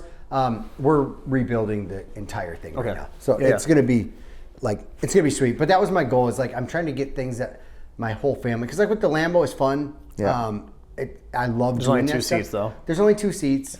The rallying, definitely going for it. I still want to rally some, but man, it just the whole thing with Larry. Yeah. Yeah. That kind of shifted things, and there was a lot of times on West where my wife and I would get places, and we'd look at each other. And we're like, whew. We're the only kids we're the only parents that those 2 kids have. And we're both in this car. We don't need to go that fast. Yeah, when a $130 becomes the baseline. Yeah, where you slow way down, you go to put your arm out the window, or put your window down, and your window still won't go down because it won't go down if you're going, I think, over 120 or something. Oh, really? Yeah. Interesting. Yeah, and you go to hit it down, what the hell's going on with this thing? We're still doing 120. We're flying, yeah. And so there's that. I don't know if that's just growing up or what it is, but it's a combination of things. I've seen a lot of people transition. Is that the word we want to use nowadays? A lot of people use that word. The nowadays. rally game has changed a lot. Yeah. Since we might do a friends sort of ordeal here later this year to tail or something, but we'll see. We've been saying that for the last 2 years. It's just that we're already on the road once a month at the moment, so it's it's hard to throw in another trip unless we're doing podcasts. So it's because how much are you guys filming? Right? What are you on every Yeah, he's every episode. You're everyone, right? He's been since episode 55. He's been as much as he likes to think that I do nothing but sit here as a pretty face. I am pretty involved on the back end. I don't do any of the editing or anything like that, but we do. Harris and I are talking 2 or 3 times a week. Like there's a lot going on. And how much do you? How often are you filming? What do you guys? What do you put? It's kind of sweet when we're able to travel to a place and just do 4 episodes, and then I'm set for the month, and then because like I like having a backlog because it allows me to plan more. It gives me more of a horizon. So that's why like Texas 2K, we didn't record anything down there, but now it's like we're getting a little bit of a backlog, and then we do a couple locals in between. So that's kind of the goal right now is like, travel somewhere for 4 days, do 4 or 5 episodes, come back, do a few locals. So it's not as chaotic as it was, like, let's say a year ago, and we're trying to be like, all right, who's our guest? Oh, for tomorrow. Oh, we don't have one yet, Yeah. We should have done a couple when we went to Texas 2K, and we didn't. We were partially held hostage. It was a whole thing. Yeah, that's a whole thing.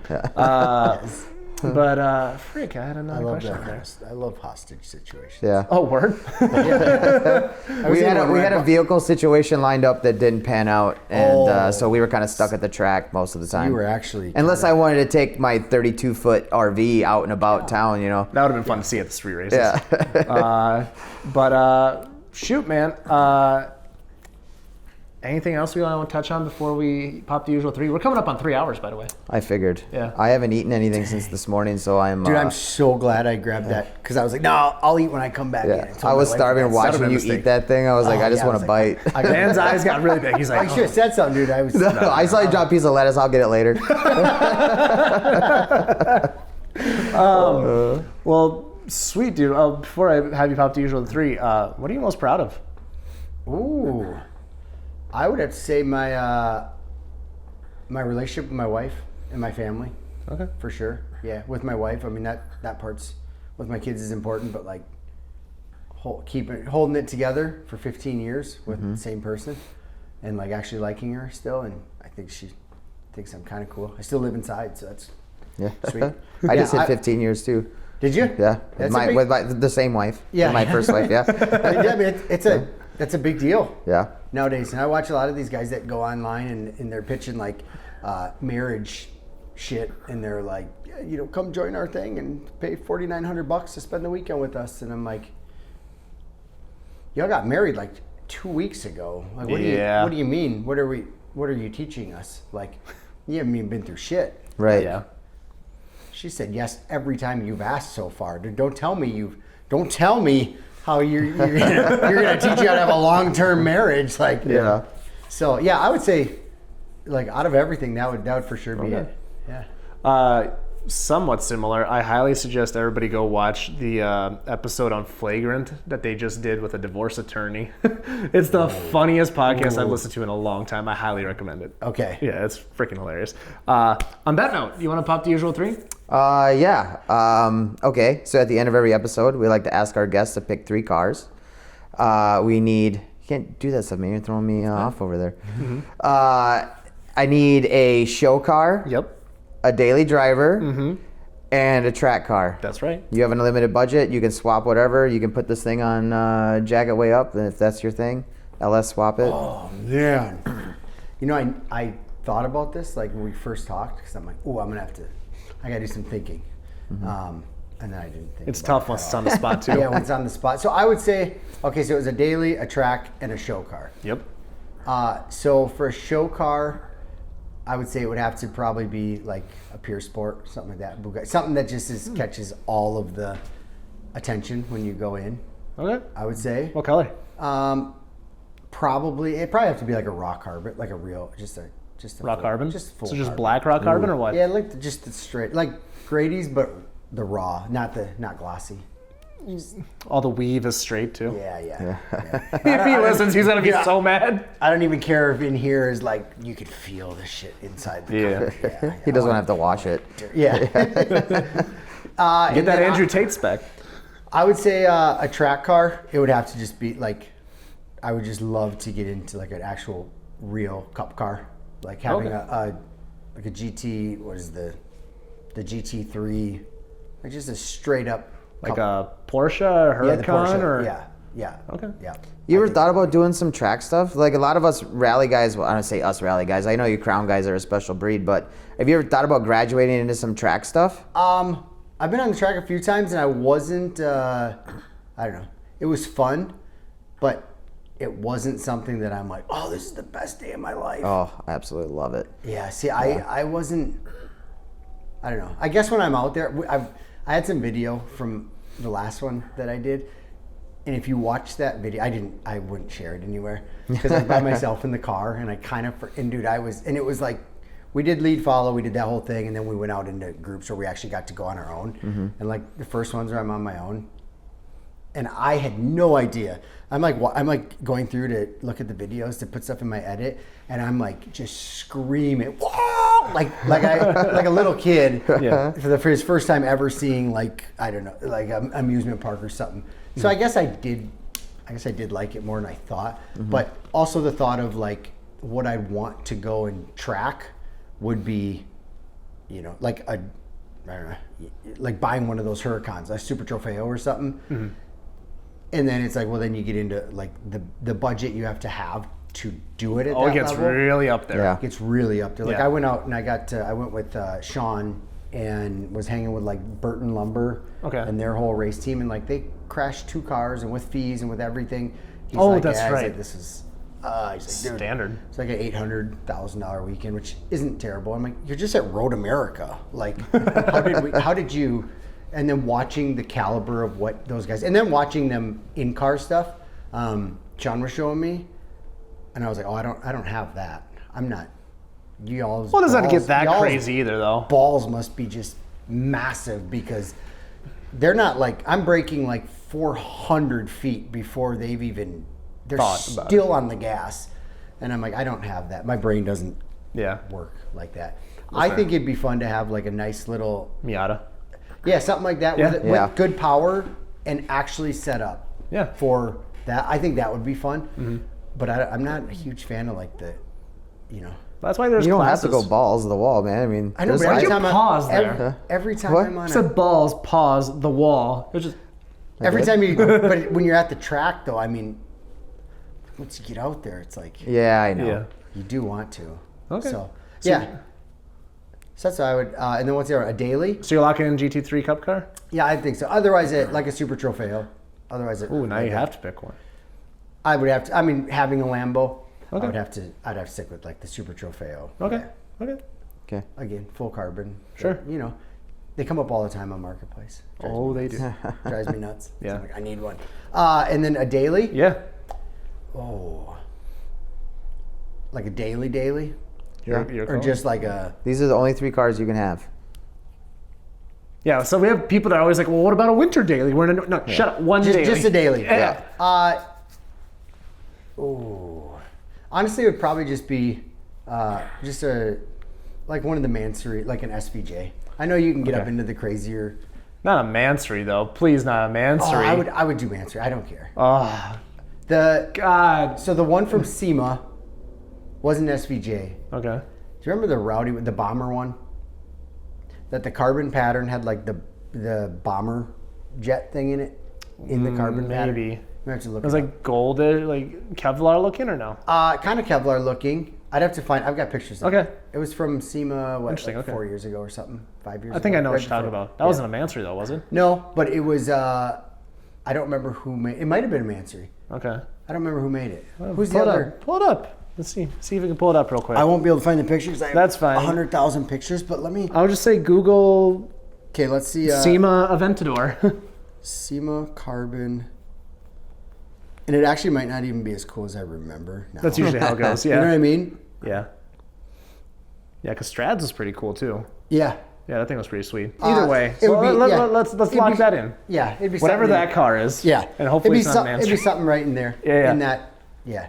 But Well, it'd be like SPJ. Okay. I don't even know what the that was life changing when I rode in Randy's. The SPJ. Yeah. Yeah, they're 4 hours into Smokies. Oh. That was on Crown. It's actually a little fun story. I actually did a whole thing on this. I literally said, "What's the worst that can happen?" They'll say no.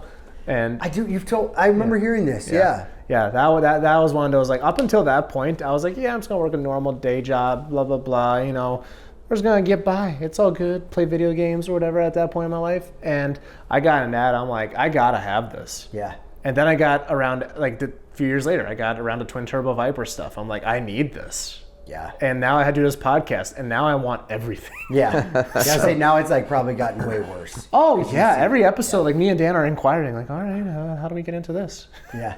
But Isn't it wild to see what people do to make like a lot of money? Yeah, you would think a lot of car guys, they aren't necessarily in the car industry. Yes. Like you're in roofing. Yeah. Yeah, Wheeler Construction. Yeah. Yeah. But yeah, anyways, that's a whole tangent on itself. But on that note, man, where can people find you? Instagram, Lambo Dad, Lambo_Dad with 2 Ds. Yeah. We still have YouTube, and I don't know, we put stuff up. Occasionally we'll jump back on and we'll put 3 episodes up in a row and feel like YouTubers again, and then we won't put anything for a while. And so, but that's just Lambo fam. Okay. And then, just Ryan Wheeler on Facebook. And sweet. And if you do any commercial stuff, you want to give that a plug real quick too? What do you mean? Your commercial roofing? Oh, for construction? Yeah, it's Wheeler Construction. If you want to shout that out too, why not? Yeah. We're in Hudson, Wisconsin, and we do the whole Twin Cities metro. Sure. Pretty much anywhere. We got a guy, actually a car guy, who reached out. He's in New York and he can't get someone to do, he's got some super crazy thing. He said, I'll fly you out, whatever it takes. Okay. And I'm like, really? He's like, yeah, I do jet share stuff. That's what I do. I'm like, oh. I've never been flown to a commercial roof job in a jet, but we will do that. I'll take it. Yeah, whatever you need. So, well, sweet. Dan?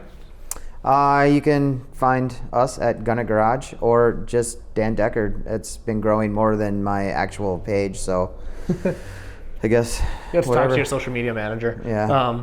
Well, sweet. As for me, you guys found it this far. Ryan, thanks for coming on. I'm glad we made this finally happen, man. 3 years in the making. Yep. Let me know when you're ready to purchase this and get it ready to go. Dan, thanks for existing, and we'll see y'all next time.